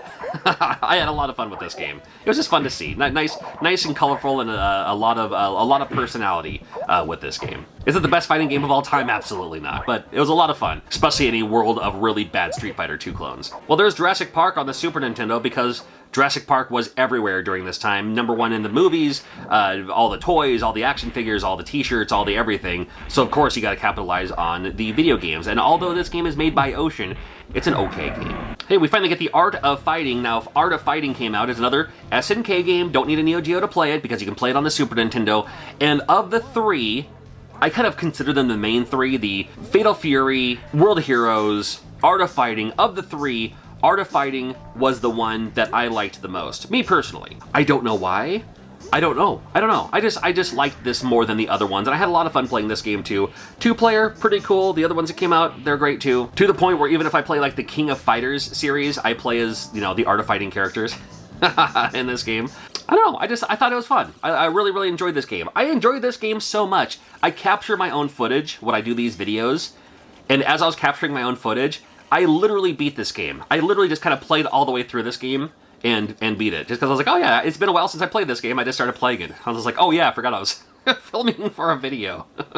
And we also get Teenage Mutant Ninja Turtles Tournament Fighters. There is a version of this on NES as well as Sega Genesis. The Super Nintendo version, to me, probably the best one. Because it just plays the best, and nice, colorful, big, bright colors. Konami love it. Yeah, they made a few of them, and all of them play differently, and I enjoyed this one the most. Fun to see, fun to have. Gotta love the Teenage Mutant Ninja Turtles. Taking it all the way back to 1994. Nancy Kerrigan and Tanya Harding had their thing going on. Boyz II Men wanted to make love to you. Ugh. And Dante Hicks wasn't even supposed to be there today. And we had an amazing lineup for games on the Super Nintendo. Now the NES 94, that was the swan song. It's kind of going away. No more making games for the NES. Now they're focusing all their efforts on the Super Nintendo. That's good news for us because there was a lot of great games that came out for the Super Nintendo, especially in the later half of the year. The first half of the year, a lot of great games. Most of them are just good as rentals, but some great games on the Super Nintendo. We're going to cover a lot of them in this video. Not all of them. Starting this list of games that came out for the Super Nintendo in 1994 with a game that stars me. And it may star you too, if you're feeling it. Lester the Unlikely. Well, this was a company taking a risk because so often games want to have you play as the mighty warrior from above, the swords and the guns and the magic spells and all that too. This game you're playing as some dude, stereotypical geek, who's afraid of everything, and that's what the game is about. You're on this island and you gotta figure it out. This game is a lot harder than anticipated. This game is also a lot longer of a game than I would have given it credit for. But the idea that, well, kind of like how Out of This World or Prince of Persia, coming from that thing where it's like, it's a little bit more like climb up the platforms and a little less like action-packed. There's some action in the game too, sure, but not as much. It's more about the exploration of this game. And the fact that you play as some random dude tells you it's a story of the time. I remember renting this once or twice for sure. We had Mega Man X, and I had a friend of mine in high school who swore up and down it was called Mega Man 10. I was like, no, it's Mega Man, but it's a spin-off. It's a side series. It's not like Mega Man's 1, 2, 3, 4, 5 and all that too, which I loved. This is a new version. It's like, hey, let's make it, give new life into the Mega Man series by having Mega Man X and introducing new characters and stuff like that too. I was very loyal to the original series. I was just like, Mega Man X, I don't know. I mean, I'll check it out with low expectations, but it won't be as good. And it turned out, not only was it, in most people's opinions, and a lot of people's opinions, it was better than the original series. Mega Man X is one of the best Mega Man games of all time. I'm getting choked up just talking about it. Mega Man X rules. And if you haven't played Mega Man X for any reason, hopefully you played it by now, but it was just another one, and there's been several of the Mega Man X games from there too, so props to Capcom for figuring that out. You ever check out Skyblazer? Skyblazer for the Super Nintendo? Well, I was a big fan of Hook, of all games for the Super Nintendo. I loved Hook. I mean, I had it on Sega CD and stuff like that too. But Skyblazer, it's more of the same. It's from the same people, I believe. An excellent platformer. It's like a run-and-action style game. And it's great. And it came out 1994 for the Super Nintendo. It's worth checking out for sure. You ever play Zool? Ninja of the Nth Dimension? Man, it gave me that European vibes. It reminded me a lot of like a James Pond, if there was more action in a James Pond style game. I cannot tell you what that European style is, but boy, you know it when you see it. You sure do. Just the bright colors, everything's animated, splatter. there's for some reason, that happens a lot too. It was worth a rental. It was from Game Tech. Game Tech, the company that usually brings you like game show games, made an action game, so why not? Flashback came out later in the year. It wasn't this sequel to Out of This World, but it was another like, hey, let's make this game that's like maybe a little bit less polish of the graphics, but man, the animation is everything in this game. And I was a huge fan of Flashback for the Super Nintendo until I saw it running on the Sega Genesis. And this is one of those instances where it does play better on the Sega Genesis than the Super Nintendo. However, the Super Nintendo version is just fine. It just runs a little slower. Ninja Warriors. Yeah, there's more than one Ninja Warrior. Ninja Warriors came out in '94. I liked the arcade game okay, and then here's the Super Nintendo game. It's okay. It's Taito. You can never go wrong with the Taito game. I like the fact that the more you take damage in the game, the more it shows your robotic form on the inside, which I thought was kind of cool. They made 2 Terminator 2 games. That's how popular Terminator 2 was. The better one, the good one, is the arcade version, called T2, the arcade game. Terminator 2, it's the, don't worry about that one. T2, the arcade game, that's the one you want to look out for. Awesome in the arcade, 2-player, that on-rail shooter, first-person shooter. You do not need a light gun. You can just use the D-pad and shoot everything that way too. I remember just having a lot of fun with this. I liked Operation Wolf and those style of games. They were great for just mindless fun.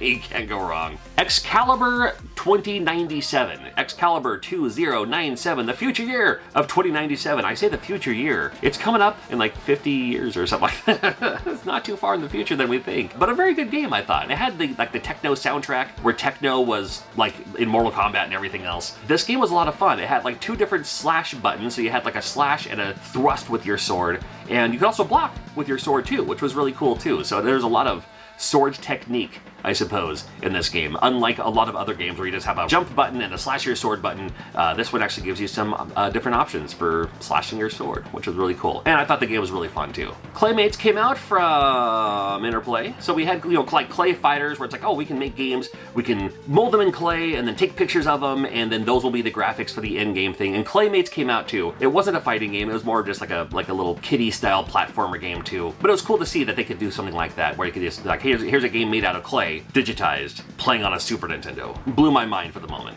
We also had Equinox, and I liked Equinox probably more than I should. I was a huge fan of Solstice for the NES, so we had Solstice and then we have Equinox, so it's like a pseudo-sequel maybe in a little bit way. It's that isometric view where you're just like jumping on floating blocks and stuff like that too. I mean, I'm not selling the game, am I?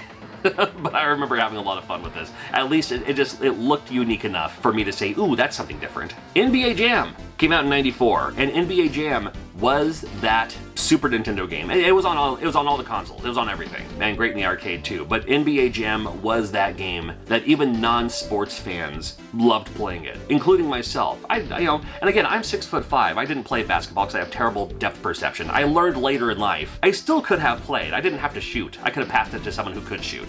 I don't need to shoot the ball, but that's another story for another time. NBA Jam, excellent game, mind-blowing. Just the idea that it has like the teams on there too. Like, you actually play as the Seattle Supersonics and stuff like that too, or the Sonics, Great stuff. We got a home port of Wolfenstein 3D. Now, again, 1994, not everyone had a home computer. Home computers were starting to become more and more popular. I had a friend who had one. I did not have one. I was still 100% into consoles. But man, I loved Wolfenstein 3D. It's like, ooh, this is fun. You're just going around and shooting the bad guys. I'm only saying the bad guys because I don't know if the other word will actually demonetize me or anything. Like, I don't get a strike or anything. But Wolfenstein 3D for me was like paved the way for other games like Doom later, of course, and all these other ones too. But man, for me, it all started with Wolfenstein 3D, and I just like the fact that it's like, oh, it's a first-person shooter, but you're walking around this huge map and gotta go inside the doors and explore and everything. I thought it was really cool, especially for the time. Young Merlin came out, and I thought that was a lot of fun too. I loved that Zelda style, fantasy style. And then Young Merlin, I don't know, it just had a cartoony twist to it where you could exchange an item for a different item that will get you farther onto the map where other enemies are. About a year ago, I went back to it and it's still pretty good. I liked it better then than I do now, but I still had a lot of fun with Young Merlin. It's a game I've never beaten still today, but boy, I played a lot of it. Super Metroid, my goodness. Super Metroid, in my opinion, the best Metroid of all time. Out of all the Metroid, there's not a lot of Metroid, so it's not much to go on, right? But Super Metroid, best soundtrack, best everything. Love, love, love me some Super Metroid. Me personally, I usually play a game once. I'll beat it. Cool, I played through it and now I'm moving on. I'm gonna play something else now. There's only a few games, like especially like old retro stuff, that I'll play more than once. And Super Metroid was one of those games that even after I beat it, I didn't mind starting it over immediately to see if I can do better, to see if I can get the better ending, or something like that. Super Metroid was just a wonderful experience and still fun today. It's still an S-tier game today. Capcom did something absolutely insane in April of 1992. They released King of Dragons and Knights of the Round in the same month. Both based on arcade games. They're both beat-em-ups. Well, not really beat-em-ups because you both have weapons in those. And both are very, very similar games. Yet they released them on the same month in the same year, similar games, and they both start with the letter K, which means nothing because it's like there's King of Dragons and Knights of the Round. And still to this day, I get them mixed up a little bit. I shouldn't have to, because Knights of the Round, obviously you play as King Arthur or Lancelot or Percival, and then King of Dragons is more, do you want to play as the cleric? Do you want to play as the fighter? Whatever the other classes are, I suppose. But very, very similar games, and they're both excellent games. They're both really, really good. I remember renting one of them, and then I saw the other one. I was like, didn't this just come out? Did I just play this? Wait a minute, what's this one? And I was like, oh, hey, two different games, but at the same time. It's crazy. Again, they're both great. Mega Man Soccer was a unique opportunity, wasn't it? It was a way to say, hey, let's also use Mega Man in other games. Now, I was hoping for like a Mega Man, I mean, we could do Mega Man Soccer. Certainly we could do like a Mega Man River City Ransom style game or something like that. But, you know, just the fact that they're going to expand and say like, oh, here's another Mega Man game, but this time it's soccer. The other part of me was just like, well, if you're just going to put all that time and effort into making a Mega Man game, just make another Mega Man game. You don't have to do a sports game, but, you know, Nintendo was doing it, you know, forever. It's like, oh, it's Mario Tennis, Mario whatever. All right, Mega Man Soccer, why not? Natsume Championship Wrestling came out in 1994, and nobody cared about it because it did not have the WWF logo for the time or the WCW logo for the time. Here's a generic Natsume Championship Wrestling. But me, not quite the intellectual because I wasn't keen on it yet, but I picked it up, I played it, and boy did I love this game. Simple style, simple controls. It was basically what we know now as the Fire Pro Wrestling controls, where you have like your run button and then the weak, medium, strong buttons. And I didn't know it at the time, but it was All Japan Pro Wrestling, with the names changed and everything like that too. So, you know, going back when I was like really into, like I started getting into like All Japan Pro Wrestling, then I went back to Natsume Championship Wrestling. I was like, wait a minute, you know, this is like, you know, you play as the guys. There's Misawa, there's Kobashi, there's, you know, the Stan Hansen's in it, you know, things like that. It's like, come on. I mean, I knew who Stan Hansen was at the time, but Natsume Championship Wrestling to me, as far as the US released wrestling games, it's probably my favorite wrestling game. I played a ton of like Royal Rumble and stuff like that too, but as far as a good wrestling game, it's definitely one of my favorites. But I would be remiss, and it's coming up next anyway, we gotta talk about Saturday Night Slam Masters. Now, Saturday Night Slam Masters, you take Capcom, who was already red hot with Street Fighter 2 and all that, and now let's make a wrestling game. This game is a fighting game that happens to have wrestling moves in it.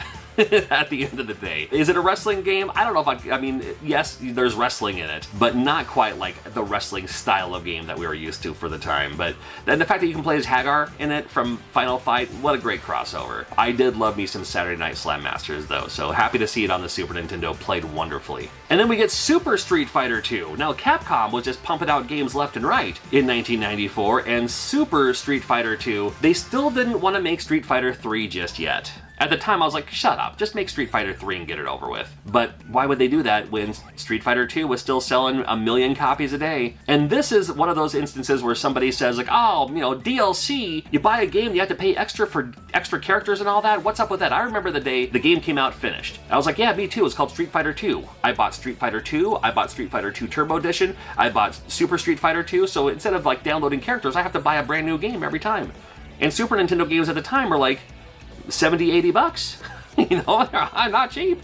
I only have one birthday a year. Well, it's more of the Street Fighter 2. They added 4 new characters. The 4 characters were okay. Were they needed? Happy to have them. Breath of Fire came out. I'm not the biggest fan of JRPGs, but especially for the Super Nintendo, I would at least look at them for a while. And sometimes I'd even play them all the way through and beat them. I was a big fan of the Final Fantasy games because I didn't feel like you needed as much grinding as you did, like, let's say, the Dragon Warrior games. And Breath of Fire was one of those games where I had no issues with it. I liked it quite a bit. I mean, I thought it was fine for being a turn-based RPG. Loved the music, and it was just something a little bit different, a little bit unique. Still a good story. Breath of Fire, it's good. I like it. Brainlord came out, and I don't know why, but a lot of my friends never talked about it, never rented it, never did anything with it. I loved it. It was just that Zelda style, that 3/4 overhead view, slash your sword, find the thing, go in the caves, do the dungeons. That was my #1 favorite genre of video game. And in retrospect, probably of all time, sure. But especially for the time, give me more of that, as much of that as possible. And Brainlord was such a great game. And you can jump. That's right, you can jump. You ever play fun in games? I know I did. I loved Mario Paint more than I should have. My friends and I played Mario Paint all the time, and we would make all the naughty pictures and all the weird animations where we're chopping cats and have the music that goes with it. I don't know, just the dumbest things that high schoolers would do with a game like Mario Paint at home. And fun in games, not as polished as Mario Paint, but the music did have sharps and flats, which Mario Paint did not, and it just was weird. It was fine. It was, I don't know, the title song still pops into my head every once in a while.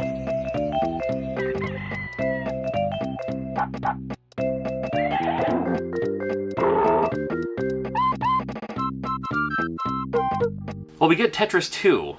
Interesting. It's like, I remember seeing Tetris 2. I was like, how can you do a sequel to Tetris? It's Tetris. There's nothing else you can add to it. You cannot add any extra characters or any extra shapes to it because there's every combination possible already. Well, they did it by having the pieces kind of hover around it, kind of. And it was more about like clearing out the little bomb flashy pieces than the other things, although the other things are also involved. I don't know. I like it, not as much as the original, but I still play it sometimes. Spider-Man and Venom, Maximum Carnage. This was cool. This was during a time we did not have the new Spider-Man movies yet, so all these Spider-Man video games and Spider-Man media was still very much so based on just that comic 70s style soundtrack, big muscles on everyone and everything like that. That was still Spider-Man, and I loved Spider-Man. And this game, it's a great beat 'em up. I liked that you can shoot your web to kind of capture the enemies, like grab them towards you and then beat them up that way. This was during, especially in that kind of mid-90s era with Spider-Man, when it was like, Spider-Man was there too, but everybody loved, like Venom was the cool bad guy, and Carnage was insane. Smart to add Venom to that, because Venom was like the new hotness for the time. I remember playing a lot of Blackthorn too. Blackthorn, again, it's that hot style with like the Out of This World, the flashback, and now here's Blackthorn, and Blackthorn has a gun. Like a shotgun, and so often do I hit the wrong button and end up shooting like one of the prisoners that I'm supposed to save. But I remember liking Blackthorn just fine. Illusion of Gaia, what a great game that was too. I remember ours was called Software Etc. That's what we had, and if you pre-ordered Illusion of Gaia, you got the free t-shirt, and every once in a while at a convention I'll still see that t-shirt. I was like, ah, cool, they have that shirt. My brother-in-law did that, because my brother-in-law was a big fan of Super Nintendo games too. Illusion of Gaia, great game. It's a game I didn't quite get into until later in life, like literally probably 10 years ago or so. I didn't really play it back then for no reason, other than just I was busy with doing other stuff or playing other games. I don't remember, but it's just a game that I didn't invest the time into, and I'm sorry I didn't, because Illusion of Gaia is an excellent, excellent, excellent game. Again, that style of game that I absolutely love, where you can like walk around and go to the town and fight the enemies and go in the dungeons and all that. Again, my style of game, I honestly don't have an excuse why I didn't play it back then. Mighty Morphin Power Rangers. Boy, oh boy, was that everywhere on all the t-shirts and lunchboxes. And again, that was late high school for me. I was aware of it. I watched it a couple of times, but it wasn't really my thing. My nephew loved it though, so he was the guy, he kind of filled me in, or I'd watch it with him or something like that. But the video games were always great. The Mighty Morphin Power Rangers games, for the most part, were always pretty great. This is the first one. Side-scrolling beat 'em up, but you don't have like you can move around like you could like in a Streets of Rage or Final Fight. So it's just like 2D beat 'em up style. You can play as any of the 5, and it's weird that you start off as just like you play as the kid, and then later in the level, then you transform and become super buff. Like, why don't you just do that in the beginning? But I don't know, gonna add some personality to it, I suppose. But Mighty Morphin Power Rangers 94, it was fine. Mortal Kombat 2 came around, and this one, boy oh boy did we play this one. This was one of those that I probably rented so many times that first year. I could have just bought a copy of it, but I didn't have that much money at once. I only got, $5 at a time here and there. But we played us a lot of Mortal Kombat 2. That was, to me, peak Mortal Kombat. Once Mortal Kombat 3 rolled around, and then the other Mortal Kombat games, it started becoming, and you saw a tease of that with Mortal Kombat 2. It started becoming a parody of itself. It's like, okay, tone it down a little bit. I know you're having fun. It's, neat to put the developers in there too. I would too, if I could, but let's pull it back a little bit. But Mortal Kombat 2, to be the best one. I remember renting Wild Snake just because it looked unique, and I did like Wild Snake, puzzle style game. When the two of the same snake touch each other, then they disappear. Pile up the snakes, which is kind of gross but kind of cool, and then you get those massive combos, like when they disappear, then the other two disappear, the other two disappear, they just start falling down and everything. Wild Snake's a great game. Final Fantasy III is what we played on the Super Nintendo. We probably know it best now as Final Fantasy VI, but at the time, just to keep it easy for the American audience, Final Fantasy III was the one. Now, I loved Final Fantasy II, and that's still my favorite one of all time, but Final Fantasy III was also super excellent, and different ways to play, and you can squad up with different characters and all that too. Don't need to talk a lot about Final Fantasy III, but boy oh boy was it awesome, and excellent soundtrack too. That's the one I wish they would remake. I mean, they're doing like the remake of like Final Fantasy VII, I get it, but man, do that, but with Final Fantasy III or Final Fantasy VI, and I think we'd be all over it. I just want to see the opera scene, really. And I want to have mic support for the opera. No choosing which words you gotta say.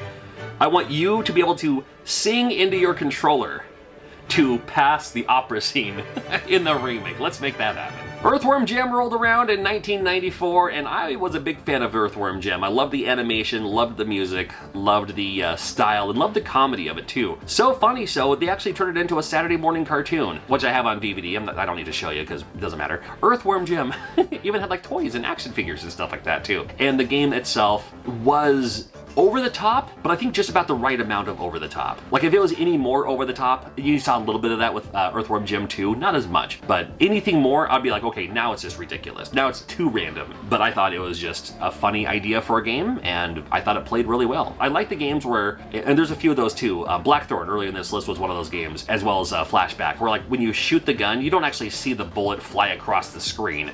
It's just, well, it goes so fast you don't even see it, so you just do that and kill the enemies out. I don't know. It was fun. I liked it. Anyone else super disappointed when they rented Lord of the Rings? J.R.R. Tolkien's Lord of the Rings Volume 1. I wanted to mention Volume 1 because was there supposed to be a Volume 2? Man, I never beat this game, and I played this game a lot. Like, a lot, and got very far in this game. But the farther you get, the more it doesn't seem like you're getting any further. And this is before the movies came out. This is before the Lord of the Rings films to make it super popular. But I was familiar with it. I had the book series. My original book series is still, again, I can show you, it doesn't matter. I'll do a video sometime where I just show off all the stuff that I have, but I don't show in the videos because to prove I actually have it, doesn't matter. It plays slow and sluggish and just doesn't really go anywhere. It looks like it could, and man, I wish it did, but it does not. That's too bad. Mickey Mania came out later in the year as well. More Disney. The animation on Mickey Mania is fantastic. I like the fact that you go through like the different eras of Mickey Mouse. I remember being just fascinated by the animation more than anything. But yeah, it was really cool. R-Type 3 came about, and R-Type 3 should have been the one that launched with the system. Now we had Super R-Type. Super R-Type is great. But R-Type 3 to me felt like more of a proper sequel to R-Type than Super R-Type, if that makes sense. But R-Type 3, love it. Now have you actually played Shaq Fu? I know you make fun of it all the time, but Shaq Fu came out in 1994, and it's not as bad of a game as you think it is. Now it's not a great game. It's just not as bad of a game as you think it is. It's a fighting game for fun. It's funny, like the idle animation, like when you're on the ground, that animation, I think it looks really good. It's only when you're jumping that it turns into like 3 frames a second. It's like, why is it so choppy when you jump? That's weird. But then when you land, it looks great. I have no idea. Well, we got Sparkster. Now on the Sega Genesis, they had Rocket Knight Adventures, and I was like, that looks so good, but if you don't have a Genesis, you can't play it. Well, we got Sparkster. Great game. Especially if you love that, just that cartoony Konami style action game. Sparkster is the one to play. And I haven't beaten it yet. Maybe that'll be one of my goals for this year.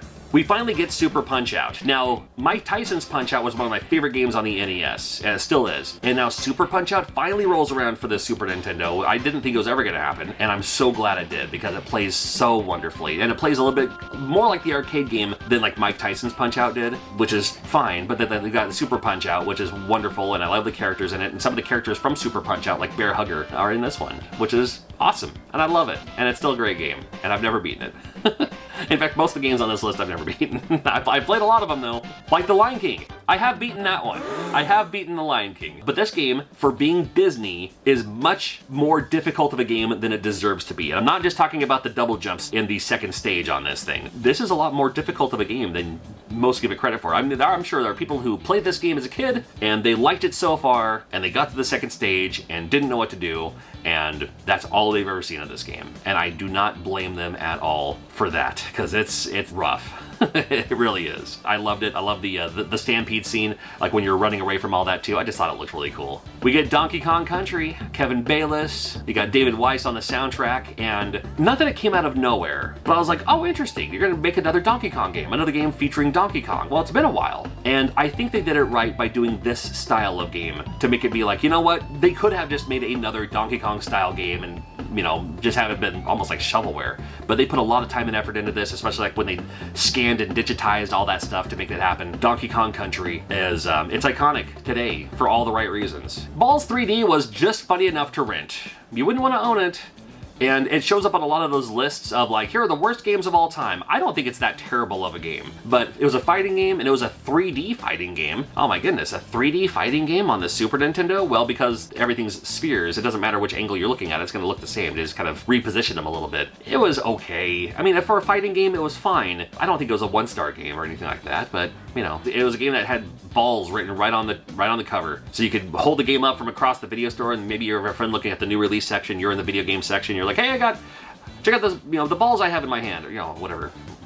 Again, I was a junior in high school. Another game for the time, 1994, Beavis and Butthead, super awesome on MTV. You gotta sell the video game, right? And they had the Genesis version. I prefer the Genesis version more than the Super Nintendo version. The Super Nintendo version was fine. It was okay. Demon's Crest. Oh my goodness. I was a big fan of Gargoyle's Quest for the Game Boy, and then Gargoyle's Quest 2 for NES, and now we have Demon's Crest, a game where you play as basically Firebrand. Is that his name? Something like that. You kind of like play as the bad guy from Ghosts and Goblins, and Demon's Crest was just cool. And you can upgrade and you can get like different demons you can play as that have different abilities. Like one's better underwater, one can fly farther, or whatever it was. But Demon's Crest, super great game. Love that style of game, and I wish we'd have a new game like a new Gargoyle's Quest game. Man, I'd love to see it. And we also had Dragon View. Now Dragon View came out in 1994, later in the year. Draken was one of those games that came out for the Super Nintendo that I was fascinated by, because like there was our Skyrim for the time, where you can like you walk outside and it's actually like, you know, first person perspective walking through the fields and all that.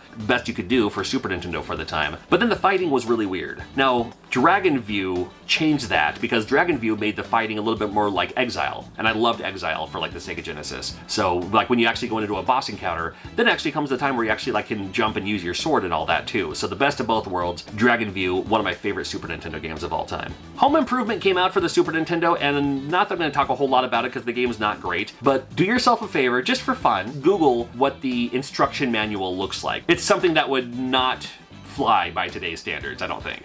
Nickelodeon Guts came out. Nickelodeon Guts was one of those shows that I watched on Nickelodeon. Was it Saturday mornings or whatever it was? I was just like, oh, this is fun. It came from a time when Nickelodeon was everything. The Nickelodeon Studios, it was the place you wanted to go. I never had a chance to go there. And then Guts, I think, was just one of those kind of just attractions that they had there, and they grabbed kids and, you know, put them to the test and have them go through these little obstacle course things that were all safe and secure, and, you know, everyone was there to make sure that everyone had a good time. And I wanted to climb the Agra Crag, and I wanted to, you know, have the trophy thing, and, you know, wanted to say hi to Mo, the announcer, in the referee shirt. She was the reason I watched it. Oh, there was games involved too? Oh, interesting. Okay.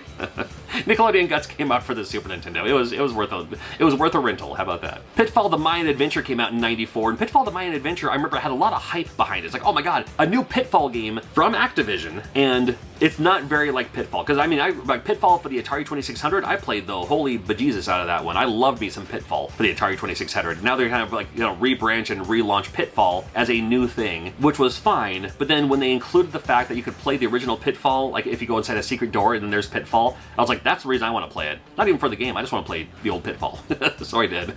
We had Samurai Showdown, and Samurai Showdown for a while there, to me, felt like the pinnacle Neo Geo fighting game. I mean, the other ones that they had, the World Heroes was a lot of fun. I loved me Fatal Fury, great game there too. Art of Fighting was a personal favorite. But then when Samurai Showdown came out, that came like the best of the fighting games for the Neo Geo, and now available on the Super Nintendo, and I thought the Super Nintendo version played wonderfully. 1994, a great year for wrestling games, because we had Natsume Championship Wrestling earlier in the year. We had Hammerlock Wrestling, which looks really cool. If you've ever played Hammerlock Wrestling, it's from Genichiro Tenryu's Wrestle and Romance, but it came out in the US as Hammerlock Wrestling. You have the wrestling in the middle, and then the other screens are like cinematics, which carry it along. It's a pretty unique style of game. It might be worth checking out. I've talked about it a couple of times.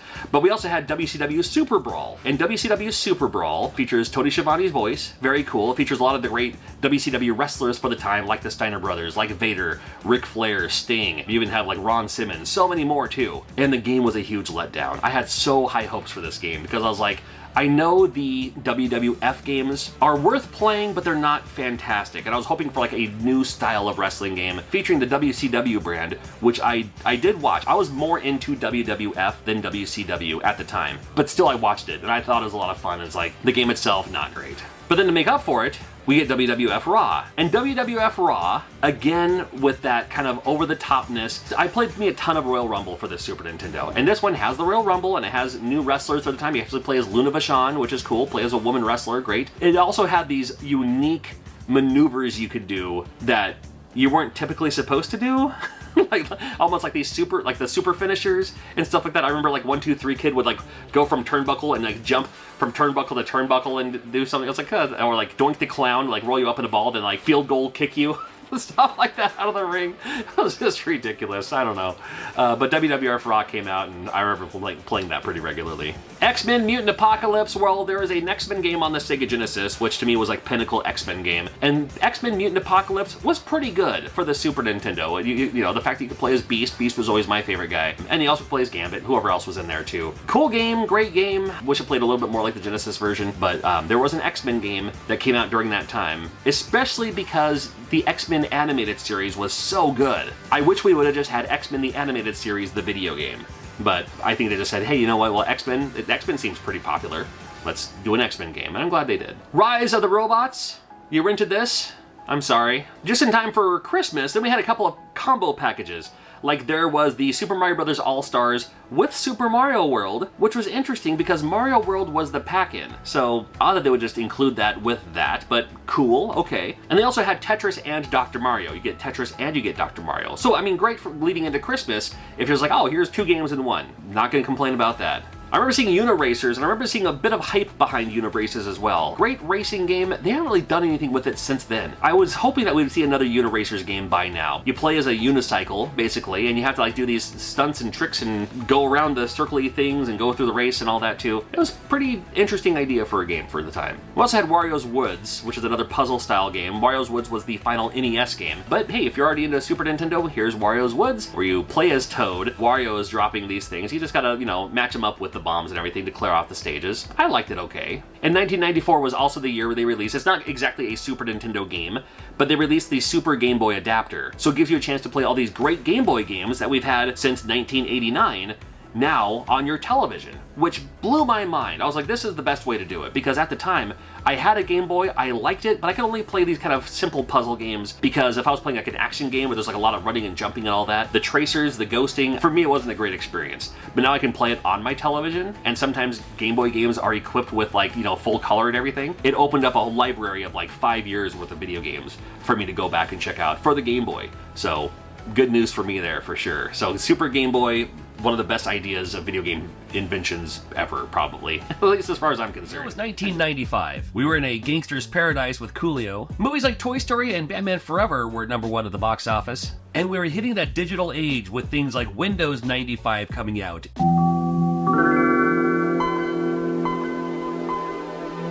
eBay was introduced. Amazon sold its first book. I remember a time when Amazon was a book retailer. That's all they had. Well, fortunately, 1995 also had a ton of great Super Nintendo games, and we're going to cover a lot of them in this video. So if you were playing Super Nintendo back in 1995 like this guy, here are the games you were playing back then. Yeah, the best and the worst, you know. Mega Man X2. Oh my god, the sequel to Mega Man. Can you believe it? Oh, it was the sequel to Mega Man X, I suppose. So we already had Mega Man X, the first one, and now we have Mega Man X2. And it's more Mega Man X with the robotic bosses that aren't just like Metal Man, Snake Man. It's like animals, like robotic animals. That's kind of fun. I do like the Mega Man X series. I still prefer the original Mega Man series more, but it's cool to see Mega Man X2. And then they started the Capcom collaboration crossover. It's just so popular with the Street Fighter 2 that they even included, you can unlock the Haruken, you can unlock the fireball, the Ryu-and-Ken fireball thingy that they do. It's not really a fireball, I guess. I mean, they call it a fireball, but you know what I mean? You can do that. You can do the Hadouken in Mega Man X2. I thought that was the coolest thing ever. Pac-in-Time was interesting because Pac-Man was still around, and now let's put Pac-Man in as a cartoony action platformer, kind of. Well, you can pick up items that you can use along the way too, and you're still gobbling dots, or, you know, whatever those things are called. But it's like Pac-Man as a platformer, and I just thought it was an interesting idea. But yeah, Pac-in-Time, why not? The Ignition Factor came out. I was very excited for this. Not like super excited, but we didn't really have a whole lot of games based on firefighters back then. And I don't know why not, because firefighters are generally known as being these great heroes.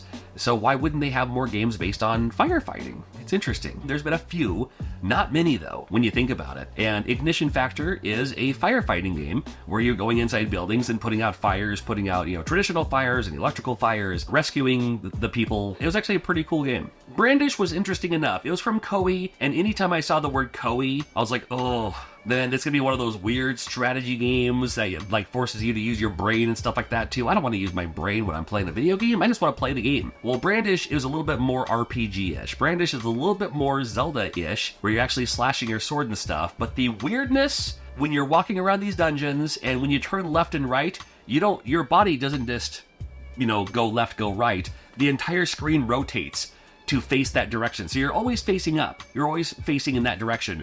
But when you turn left or right, the entire screen pivots and rotates, and that gets confusing. But it was kind of cool because by doing that, you can see what's on the walls, and then maybe there's a plaque on the wall that you wouldn't see at a certain angle, or a door that you didn't even know was there. So that was kind of cool. So I'll give it up for that one. I'll give it up for Koei, and I'll give it up for Brandish. Not the best, but it was an interesting thing to see. Kirby's Avalanche, a puzzle game with Kirby. It's Puyo. Call it whatever you want. It's always going to be Puyo.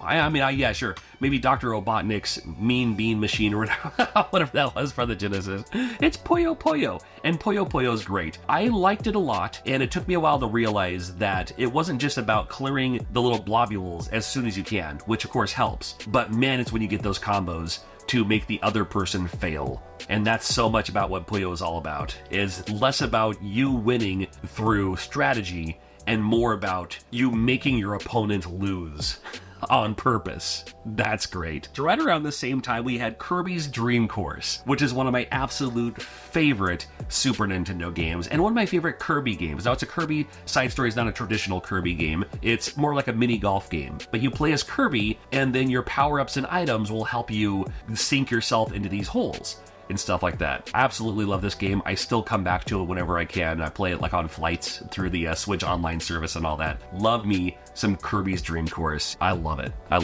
Spider-Man came out from LJN. Now we had X-Men from Fox, and then a lot of people always talk about X-Men, the cartoon. Great. It's wonderful. It's one of the best, of course. But man, Spider-Man was so good. I loved me some Fox's Spider-Man. The cartoon was excellent. It's amazing. It's wonderful. And then the Super Nintendo game, it's fine. It's LJN. I know it's LJN. But LJN, when it hit Super Nintendo, I think was better than LJN NES, if that makes sense. Just because it says LJN, it still might be worth checking out. And I thought Spider-Man played pretty well. We had the Flintstones. There was a bit of a resurgence of the Flintstones. There was the live-action Flintstones movie, which is the one that this is based after, but also Flintstones were always in syndication. They were always in reruns. Whether you grew up in the 60s, 70s, 80s, 90s, you probably saw the Flintstones on TV. When Cartoon Network first started, there was a whole lot of Flintstones on there. Flintstones and Jetsons, that's another story. But this Flintstones for the Super Nintendo was based more on the movie that came out that had John Goodman as Fred Flintstone, right? Rick Moranis was in there. It had Kyle MacLachlan from Yakima, Washington. Kyle MacLachlan was like the bad guy, which is kind of cool. And the game itself, it's from Ocean, which is not the greatest company ever, but it was still okay-ish.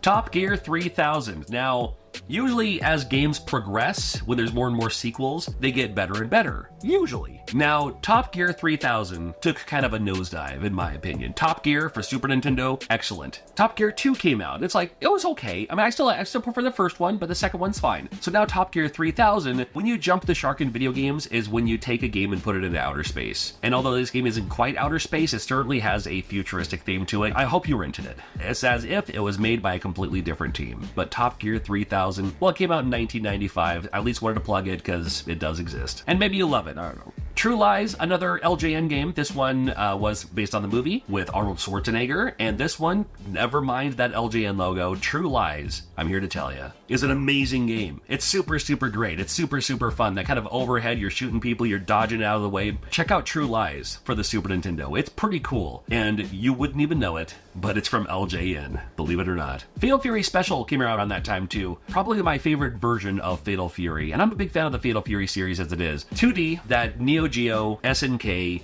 one-on-one fighting game, Terry Bogard and all that. But it has that second layer. It has that, you can, fight each other, and then you can also, bounce back and forth, so you're, and with other attacks and stuff like that, too.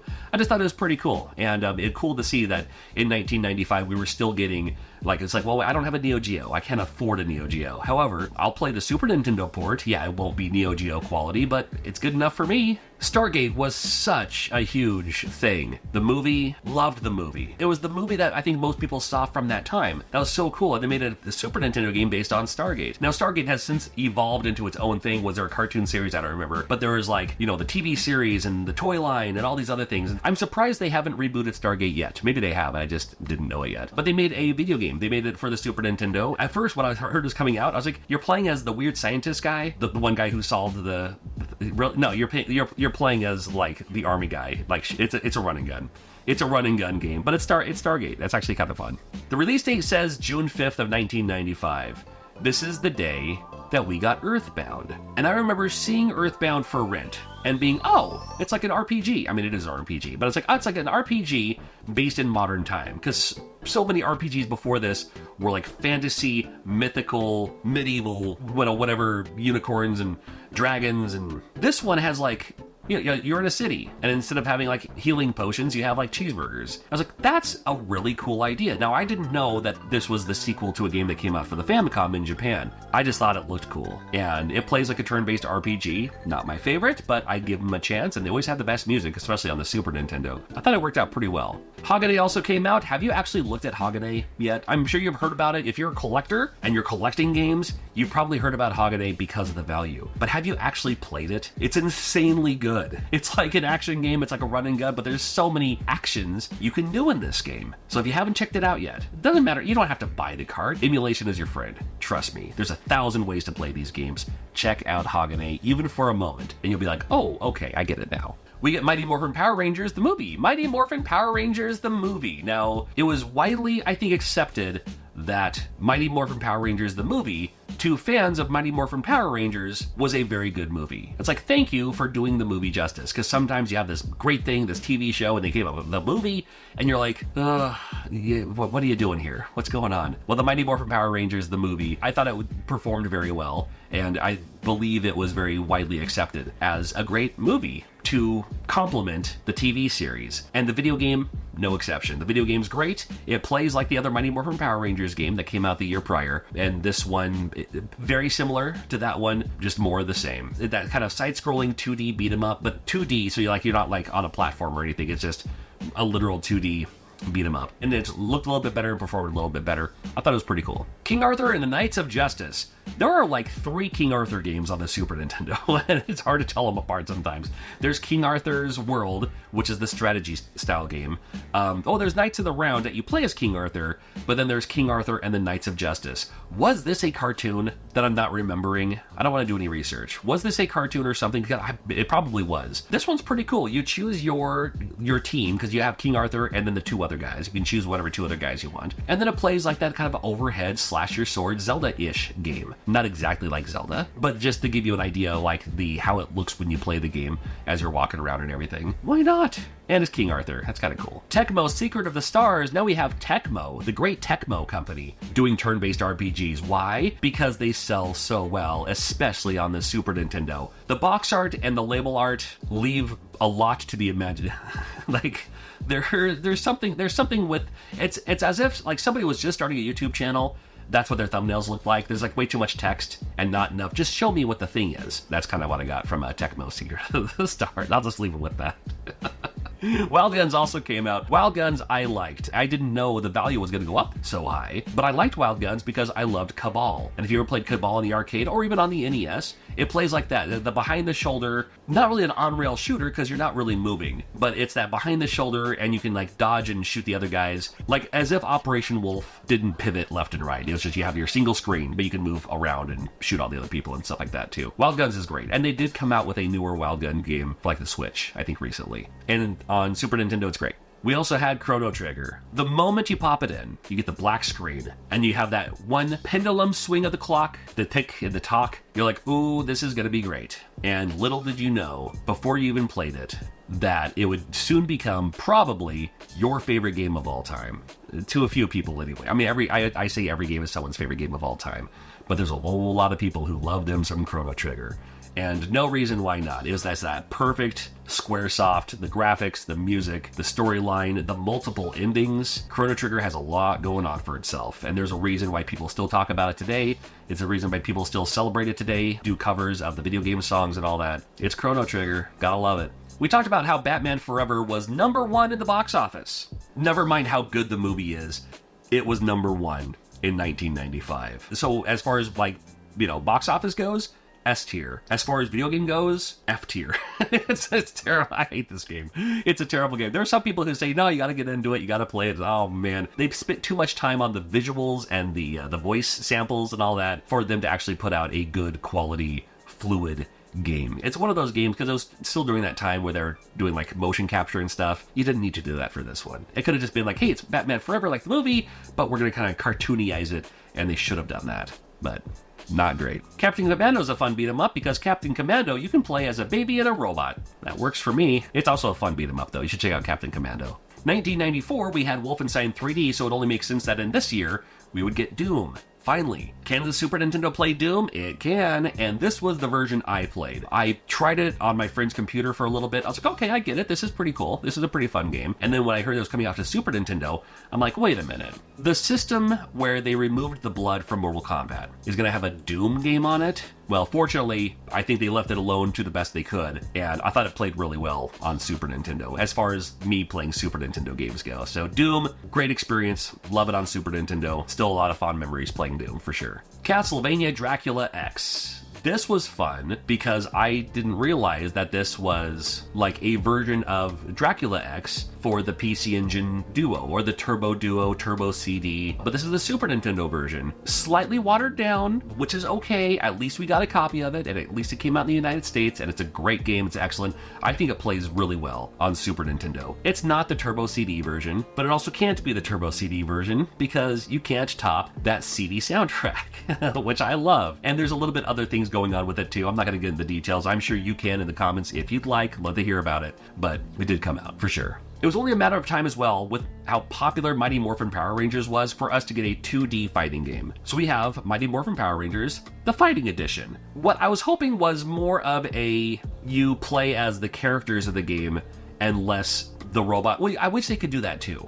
But it turned out to be less about you can play as the individual characters and more about fighting as the Megazord or the Ultra Zord or the Super Zord.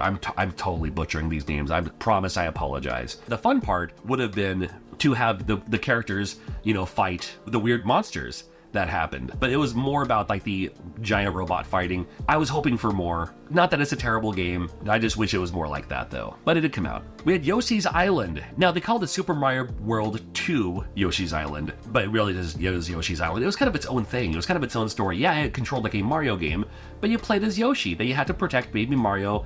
The crying baby Mario sound, it was not good. But that's the point, is you have to, you know, rescue him when he pops off your back. But it's a super fun game. I actually had a lot of fun with this game. It is the best reason to play this game. So you can be tripping on the fuzzies and everything looks all weird and stuff like that. I thought that was the best thing ever. I wish that would come back in future Mario games where you have to touch, well, not you don't have to. I did it on purpose, trust me. I thought it was great, but I had a lot of fun with that. And just the visuals for the time too, around the time when Nintendo was like, hey, you know what, we could just do pixel graphics all day long, but you know, then they like start using clay models, and they're like, hey, you know what, why don't we make it look like colored pencil or crayon or, you know, construction paper later with other games and stuff. Fun with the graphics, why not? It's still a great game, love this game. Secret of Evermore came out, and if you loved Secret of Mana, or Secret of Mana if you're fancy, then you're gonna love Secret of Evermore. Oh boy, what a great experience. I loved the fact that Secret of Evermore, again, going back to the everything starts in a weird fantasy world, parallel universe, whatever. This game, you start in Podunk, USA. Literally says Podunk, USA. I like that because I grew up in Podunk, USA. Trust me. I can relate to this character and his dog. Maybe not the dog, because I didn't have a dog. But it gives you something you can relate with, and not just the like, oh, I'm going to be the cool guy. You play as some dude. You play as some kid in Podunk, USA. That could be anyone.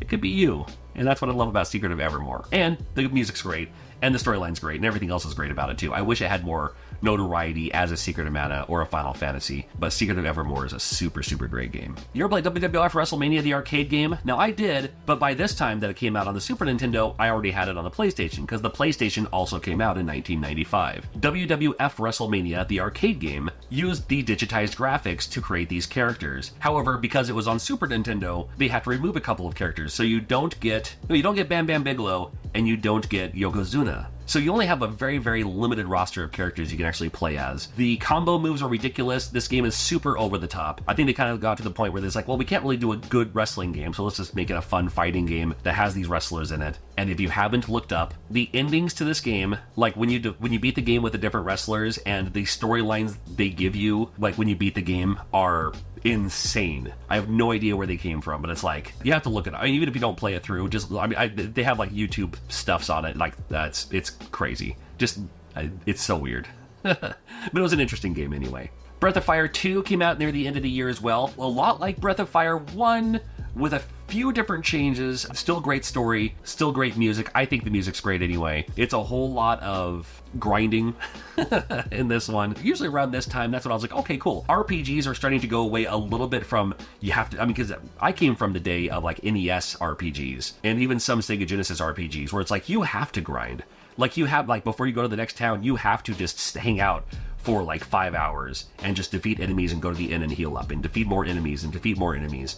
And this Breath of Fire 2 felt a little bit like that for me to really enjoy it. I still prefer the first one, but Breath of Fire 2 is a wonderful, excellent game as well. It might take longer than you expect for that one. Just in time for Christmas, Donkey Kong Country 2. This is Diddy's Kong Quest. I keep wanting to call it Diddy Kong's Quest because it's his quest, but no, it's Diddy's Conquest, and it's like because Conquest, that's the play on words, that's the pun. I was like, oh, that makes sense. Well, this is fine. This is passing the torch because we had Donkey Kong Country. You play as Donkey Kong with Diddy Kong, and now this one is you play as Diddy Kong, and Donkey Kong is like, you know what? I'm good. I'm gonna sit this one out. You have fun with this one. It's more of the same. Love it. You ever play Revolution X? I played this in the arcade. I also had it on a PlayStation, but they had a version on the Super Nintendo as well. Plays fine. Operation Wolf style, that on-rail shooter that, in the arcade you want to play because you have, two-player, you have your own gun and everything like that too. This one features Aerosmith. It has an Aerosmith soundtrack. Aerosmith even pops up in this game, but you're shooting the bad guys. But your super weapon, your special weapon, CDs. You're actually chucking CDs at people, which I thought was like, okay,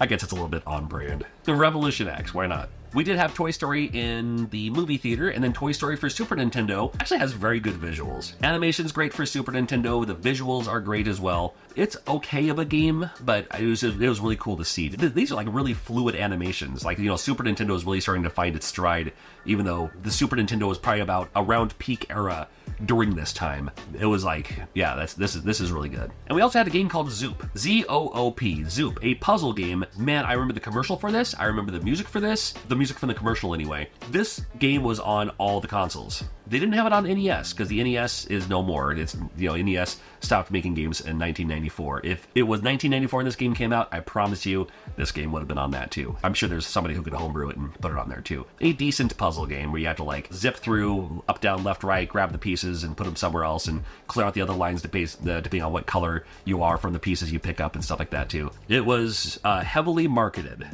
Was it a good game? I don't know. I rented it. All the way back to 1996. Everyone was taking care of their Tamagotchis. Tickle Me Elbow was the #1 toy for Christmas. And everyone was doing the Macarena. 96 was also the year the Nintendo 64 came out. Later in the year, we were still really involved with Super Nintendo games, and there's a lot of great games that came out in 1996. There wasn't as many games though, only like less than 50 games came out for the Super Nintendo in 96, preparing for the launch of the Nintendo 64, but some amazing games came out that year. We're going to talk about a lot of them in this video. Starting off with Final Fight 3. Now, probably my favorite one. I mean, I'm most nostalgic for the first one, of course, but Final Fight 3 was fantastic. 4 characters you can choose from in this one. You do still have Hagar, and you have Guy. You have a couple of other ones, too. There was a dude that could, like, electroshock you, like one of his moves will shock.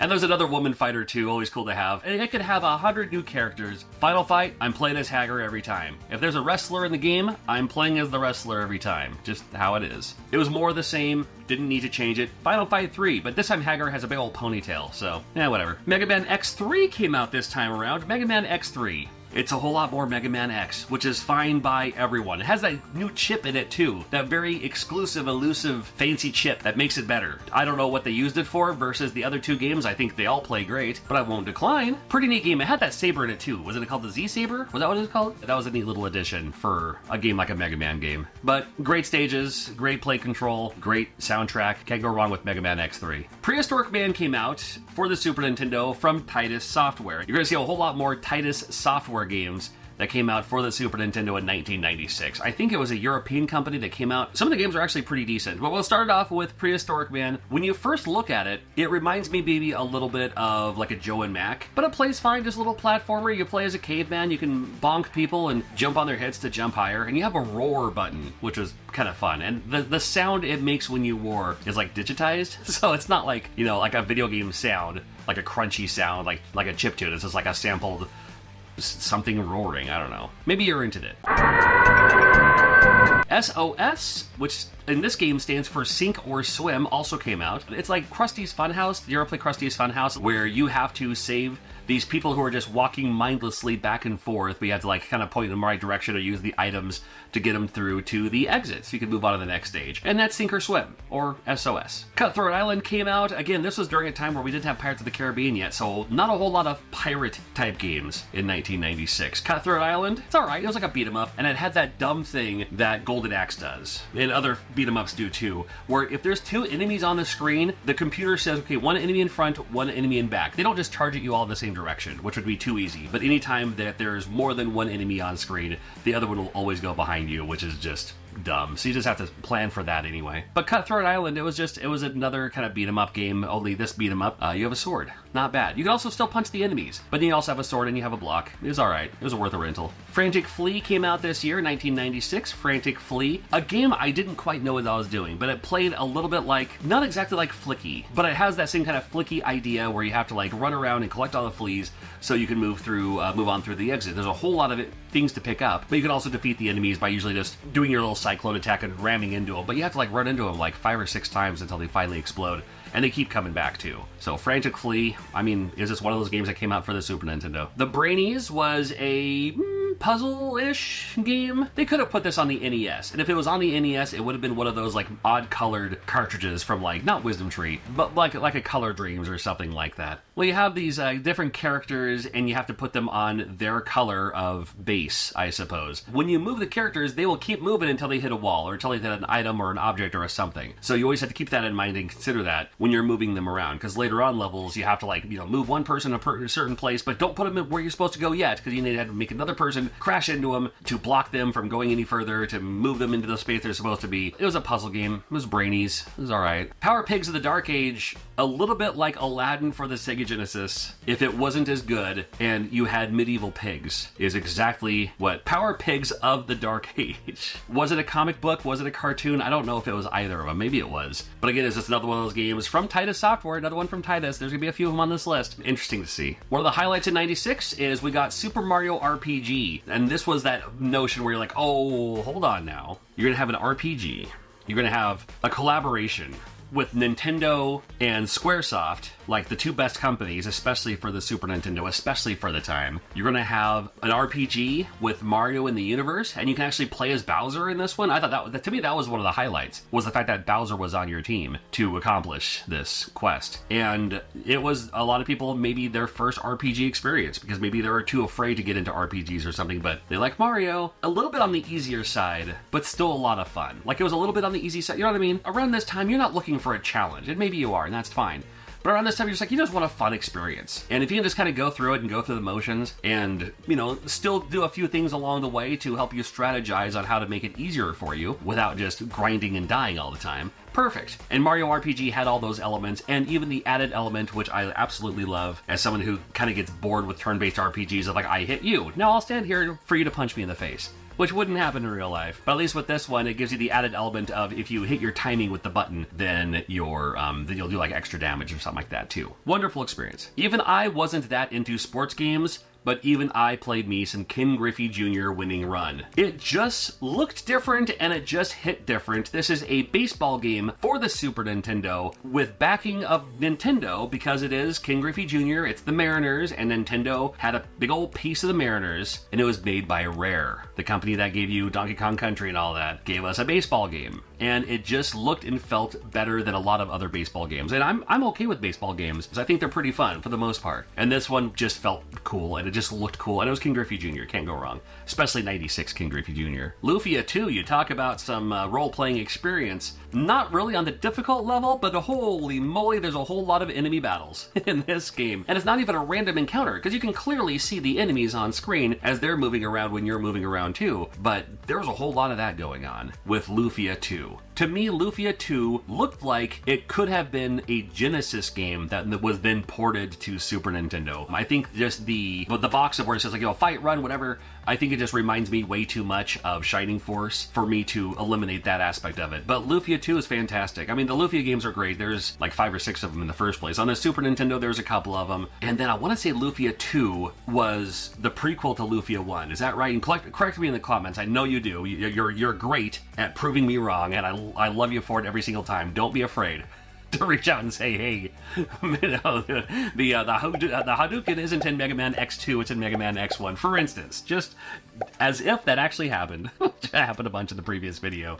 I'm pretty sure Lufia 2 was set before the time of Lufia 1, if that makes sense. I think Lufia 2 is great. There's a whole lot of battles going on that one. We had a game called Mohawk and Headphone Jack. That's right, Mohawk and Headphone Jack. If Sonic the Hedgehog was on the Super Nintendo, I have a feeling it would look or feel a little bit like this, because you move way too fast for a Super Nintendo game, to the point where you just end up running into enemies anyway. And there's a whole lot of trippy effects and special effects, and then even when you're running, sometimes the whole screen moves with like the Mode 7-ness going on. Could you imagine like Sonic the Hedgehog on the Super Nintendo, where like if you went through like the loop-de-loop, Sonic would stay still and the whole screen would rotate? They would have done that for Super Nintendo for sure. And it's a little bit like that with Mohawk and Headphone Jack. I don't think the game's that great, but it still looks pretty cool. It's worth at least emulating and checking it out. Just look at the special effects. It's kind of trippy for the time. Tetris Attack was a cool game too.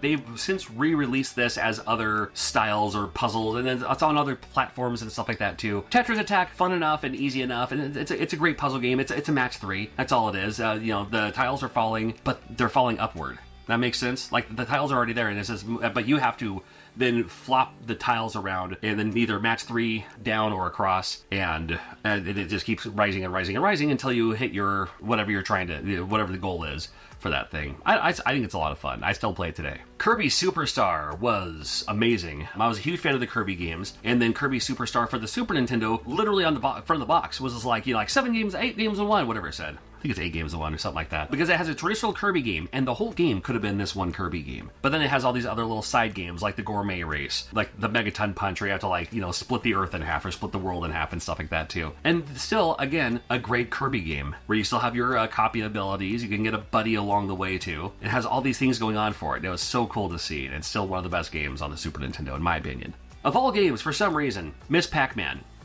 And not like Super Miss Pac-Man, not like Miss Super Pac-Man, not like Miss Pac-Man Goes to Hollywood. Nothing. It was just arcadey Miss Pac-Man on the Super Nintendo. It was Miss Pac-Man. Power Rangers Zero Battle Racers. That's right, Power Rangers Zero Battle Racers. A little bit Mario Kart-ish, but this time it's a racing game. So instead of having the fighting games or the beat-em-ups like we've had for Power Rangers in the past, now we have Power Rangers Zero. You drive around a course, and you can use an item every once in a while if you'd like. It's Mario Kart-ish, not super great on the controls, but it's something, especially if you're a huge Power Rangers fan. Did you play Ultimate Mortal Kombat 3? This game features no less than a bazillion characters you can choose from. No, that's not probably that many. There's like over 20 characters you can choose from in Ultimate Mortal Kombat 3. A lot. And it's more Mortal Kombat. Donkey Kong Country 3, this one featuring Dixie now. Before we had, Donkey Kong 21, Donkey Kong, Diddy Kong, good to go. Donkey Kong Country 2, they have Diddy Kong with Dixie. And now Dixie gets her own game along with the other guy, and it's more Donkey Kong Country with the new character, Dixie Kong's Double Trouble. Now available on the Super Nintendo. If you like the Donkey Kong Country games, you won't love this one. We did have Marvel Superheroes War of the Gems. Marvel Superheroes War of the Gems came out in '96. And it was alright. It was another side-scrolling 2D beat-em-up. You get to choose which Marvel character you want to play as. Very Avengers-like, without calling it the Avengers. Because you can play as Captain America, or Spider-Man, or Iron Man, or Hulk. I'm going off memory now. Because it's Spider-Man, Iron Man, Captain America, Hulk, and then who was in that other upper corner? I want to say it was Hawkeye. It was Wolverine. How did I miss out on Wolverine? Okay, so that's why it's called Marvel and not Avengers. It's because Wolverine's in it. Hello. So, on that note, it plays okay, and the other enemies are other Marvel characters, so you kind of play it to see who else is going to be there. It was a great rental. Maui Mallard in Cold Shadow. You play the role of Maui Mallard, and the game is called Cold Shadow, if that makes sense. You're Donald Duck. But again, Disney, and Looney Tunes to an extent too, Disney is almost like the characters are Mickey Mouse, Donald Duck, Goofy, all these other characters, who are just themselves, and they're actors in these cartoons, in these movies. So Donald Duck plays the role of Maui Mallard in the role of Cold Shadow. And it's actually a very decent game. Games that are Disney games are usually pretty good, and the animation is through the roof. I love this game for the animation, and it plays okay too. It's fun and worth checking out, especially for the time. You ever play Casper for the Super Nintendo? This one was a little interesting. Casper, love the movie, and you play as Casper, but Christina Ricci's character is always kind of scared a little bit, so you have to like use these items and transform into things to protect her along the way too, and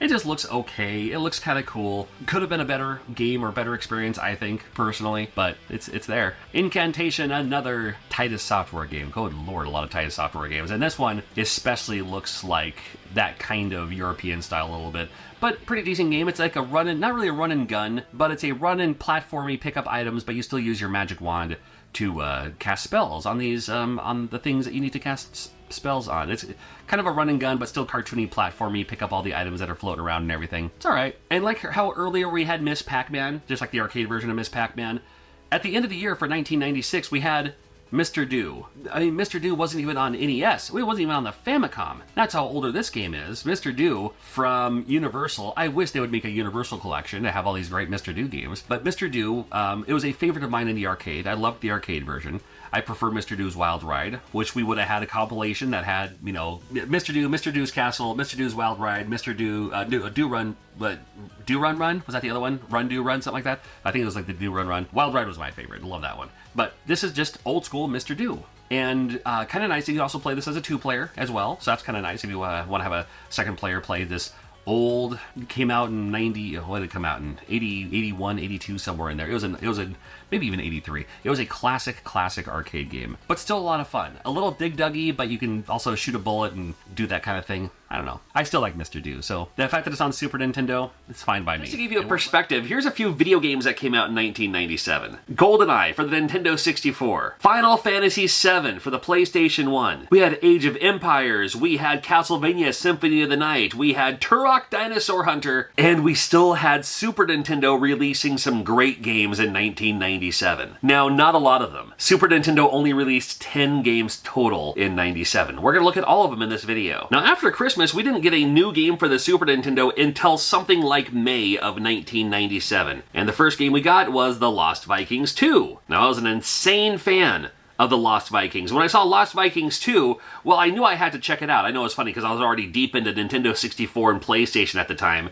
But when I saw that there was a Lost Vikings 2, well, I knew I had to rent it. I still had a Super Nintendo available. And I was happy to say that it plays more like the same, with a few added little benefits here too. Yeah, that's nice. That's great. Thanks. If you're not familiar with Lost Vikings, the 3 different Vikings have 3 different styles. One of them can run and jump further, one of them has a shield, and one of them can attack enemies. So you have to use all 3 of them in different parts of the stages. The stages are not very big, which is nice, but it's still big enough to, you know, give you a little bit of an exploration going on to get the keys and the items and the ingredients and whatever you need in this to make sure that you can beat these levels. And the other cool thing about Lost Vikings 2 is it also introduces, like, dragons and stuff. So, like, sometimes your character will be, you know, a different beast or something. Very cool game. Happy to see Lost Vikings 2. Yeah, it came out in 1997. Harvest Moon was fantastic. I wish they would have released Harvest Moon in, like, 1994. Or maybe even 1995. Harvest Moon, it was pretty late in the Super Nintendo lifespan for being such a cozy, kind of farm sim, RPG-ish kind of game. I mean, this is like, you know, before we had Animal Crossing, before we had, you know, any of these other kind of games that are like this. I'm drawing a blank right now. We had Harvest Moon, and there have been other Harvest Moons later on too, but it was just that kind of chill game where it's like, you know, games don't need to be, you know, exploration, outer space, you know, dragons and vampires and all that too. It can just be kind of a chill, kind of fun, leisurely experience. Fun for all ages. Teach you a little bit about farm life and everything, I suppose. Maybe it does. I'm not sure. We have a lot of farms around where I live, but I loved that they released something like this, and I love that they released something like this in the United States. Now, I could have seen games like this come out in Japan, being like, oh, that's a Japanese style game. That's cool for the Japanese audience, where the American audience is more about punching people in the face. But with a game like Harvest Moon, that chill style, this may have been the original cozy game. I'm sure there were cozy games before Harvest Moon, but when Harvest Moon came out, and it was just, there's something different about it and something fun about it where it's like, you know what?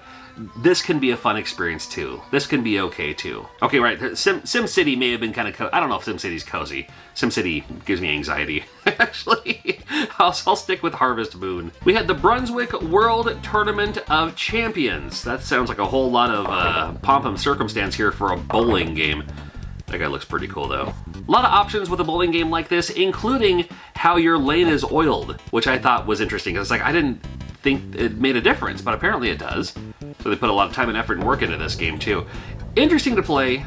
It doesn't have the best controls for a bowling game. There are better bowling games on the Super Nintendo. Super Bowling, amazing. But this one might be more of a proper simulator, while the other bowling games might be a little bit more arcadey style. This one may give you a little bit more in tune, like if you know what you're doing and know how to do the spin, or know how much power to use, or exactly where to aim and where to stand and all that, then this may be a better bowling experience for the professional bowlers, which I am not. Take me out bowling sometime. I'll show you how good I'm not. But I sure have fun doing it. Midway presents Arcade's Greatest Hits. This is the Atari Collection Volume 1 on your Super Nintendo. And it was around this time where we started seeing more and more compilation collections, even on cartridges. I had a little bit the year before too. So you have Asteroids. I did play me some Asteroids, mostly on the Atari, but in the arcade it was pretty cool too. Battlezone I was a huge fan of, because it was like, you know, before we had VR, we had Battlezone. You look through the visor and shoot the other tanks in this kind of vector graphics. It controls like Battlezone in the arcade too, where you have like your D-pad and then your buttons, your A, B, X, Y buttons. Those act as your second joystick or your second gamepad, for instance. So you have to, like, you know, push up and then also push the X button to move forward. You know, tank controls like that, and then use your L and R to fire your bullets here. Centipede, an all-time classic. A lot of people really love Centipede. I think it's okay. It's pretty fun. I just like the music and the sounds more than anything. I guess it's not really music, it's just the sound effects and stuff like that too. Always draws me my attention for Centipede. Missile Command, another game I played mostly on the Atari, but I saw it in the arcade, and the arcade had like all these buttons on it and stuff, but you know, I'm a pretty big fan of Missile Command here. Super Breakout, if you're familiar with Arkanoid, well, it all started with Breakout back in the day. A much more difficult version of Arkanoid, but Super Breakout was pretty cool. We also had Tempest on this cartridge collection too. And Tempest always just looked cool to me. Again, with the vector graphics that were super popular for the time. Fast-paced action, gotta love it. So, pretty neat. Go with this Arcade Greatest Hits, 6 games on 1 cartridge. Kirby's Dream Land 3 came out for the Super Nintendo. I thought this was a cool idea, because now you have Kirby's Dream Land 1 and 2 were on the Game Boy. And now this one is for the Super Nintendo. And this is around that time again, we saw that a little bit with Yoshi's Island the year before, where you start having these, where Nintendo says, you know, instead of just doing just straight pixel art, let's have games look like they were made out of construction paper. Let's have games look like they were drawn with colored pencil or crayon or whatever. And this game, very much like that. Again, the Kirby games are always kind of cool because they always get a little experimental. It's not just like, oh, here's more of the same, which it totally is. But then you have things like, oh, you can also, you know, ride the characters or have a buddy come with you and still do that, but with the ability to, you know, absorb enemy powers and stuff like that. Kirby's Dream Land 3, again, another game I wish it didn't come out so late in the lifespan of the Super Nintendo. And interesting that it came out for the Super Nintendo, because we could have just had Kirby's Dream Land 3 at this point on the Nintendo 64. And have it have been an amazing experience, and people, you know, more people would have played it for sure. There is a Kirby game, Kirby 64 is also a great game, but you know, I think I would have liked to have seen this on the Nintendo 64. Probably would have got more love. Would have been more expensive, but it would have got more love. Arkanoid, Do It Again. This is Arkanoid 2 now for the Super Nintendo, and big fan of Arkanoid. Always loved the Arkanoid series. Unlike Breakout, this one has some of the tiles have abilities that fall to give you multi-ball or expand your little ricochet thingy, your ship, I guess. You know, this one, the Super Nintendo never came out with a paddle to play it properly, but the D-pad works fine. You can also hold the button down to, you know, move faster if you need to get to the other side of the screen faster. And never mind all the other tiles. The laser was where it's at. As soon as you get laser, that's all you want. You just want the laser to shoot away at everything else.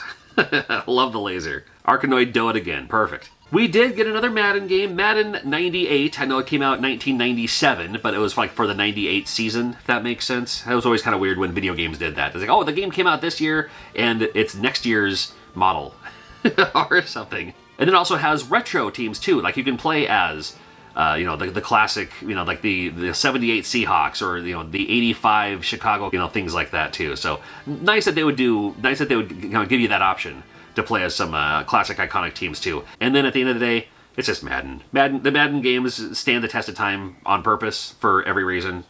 People seem to love them. You know, you just get the new version for that year with the updated roster and all that. And it's Madden 98. Along with the arcade greatest hits, we also had Space Invaders. Yeah, literally Space Invaders. You can play as the original game. There's a versus mode on here too. With the original game, you get to play which arcade cabinet you want to play on, which I thought was a pretty neat idea. Always cool to see Space Invaders. Interesting, though, because Space Invaders originally came out 1978, and now it's 1997. And although that span is a pretty long time, 19 years between 1978 to 1997. Well, if you think about it, right now it's 2024, but going back to 2005, it would be like if Soul Calibur 3 came out on a modern platform. Or that Mario Kart arcade game, Mario Kart Arcade, came out in 2005. If they brought that version to the Nintendo Switch, it wouldn't be a big deal. Because like, oh, finally, we get the arcade version of Mario Kart on the Switch. It's the same thing. Still a 19-year difference. Can you believe it? Space Invaders is an all-time classic. I still like playing it today. It's just one of those games that I think stands the test of time. I'm a huge fan of Space Invaders. Timon and Pumbaa's Jungle Games was another game that came out, so people who are still rocking the Super Nintendo back then and have their kids, you know, kids playing Super Nintendo and they have all these other options out there, well, I mean, maybe you found one used or something. It's a collection of mini-games. That's all it is. It's a collection of mini-games. I still see it pop up at conventions sometimes. It's like, oh, it's kind of fun to see. The mini-games aren't especially great. I mean, there's kind of a video pinball, digital pinball on one of them, which is, I kind of like video pinball. Doesn't play the greatest. I don't know. It's interesting. At least it's a Lion King game with no double jump, so you gotta love that. NHL 98. A lot of people love the NHL games for sure. They're fine. I'm not very good at them, so of course I don't like them because I'm not good at them. But the hockey games can be fun. So definitely gotta love the fact that, hey, we're still making games and other games on other consoles too, but here we are still making games on the Super Nintendo, and have an NHL game on there? Can't go wrong there. Super Nintendo games of 1998, that's right. In the same year that we had Metal Gear Solid, in the same year we had the first Baldur's Gate, in the same year we had Legend of Zelda Ocarina of Time, we still had people making games on the Super Nintendo. Now, I noticed support for Super Nintendo dropped significantly as soon as the Nintendo 64 came out. But here we are, a couple years into it, and still, we got some games on the Super Nintendo. We'll check them out in this video right now, including NBA Live 98. That's right, NBA Live 98. Well, just like any other NBA game, you choose which team you want to play as. You do have the Sonics in here. Yep, we still had our Seattle Supersonics at the time. I liked how it kind of introduced the players as they came out there. So it's like, oh, cool, let's see what they look like. Let's see what they look like, you know. And then, a decent game. It's a basketball game. I've never been good at the basketball games, but you know, always fun to see. And, you know, got to root for the home team, I suppose. NBA Live 98 came out for the Super Nintendo 1998. That's that Frogger. That's right. Now, there's Frogger. I was like, oh, it's like the same Frogger, but like with, you know, better graphics and all that. Well, I mean, by today's standards, it looks more like, you know, it'd be like an app game or something like that. But it is Frogger, and they decided to update the graphics. They didn't have to. They could have just kept it with the arcade graphics. Sometimes they've done that. But here we are. Good old Frogger. Good old classic Frogger on the Super Nintendo, with the hit detection that is almost unforgivable sometimes. Like if you're just a pixel off, it counts as a death. Always hate it when that happens. But when you do beat the stages, then it becomes more and more difficult along the way. And it's Frogger for the Super Nintendo. And Frogger for the Super Nintendo was the final game they made on the Super Nintendo, officially licensed anyway. This concludes looking at every year of the Super Nintendo. You can binge watch the entire dealio. I love doing these kind of videos. Still need to finish doing them for the Sega Genesis, maybe TurboGrafx 16, maybe the Game Boy Advance. Hey, trust me, there's a lot of consoles out there. Nintendo 64, that's coming up really soon too. I appreciate your support. Thank you for watching. We'll do another video coming up quick.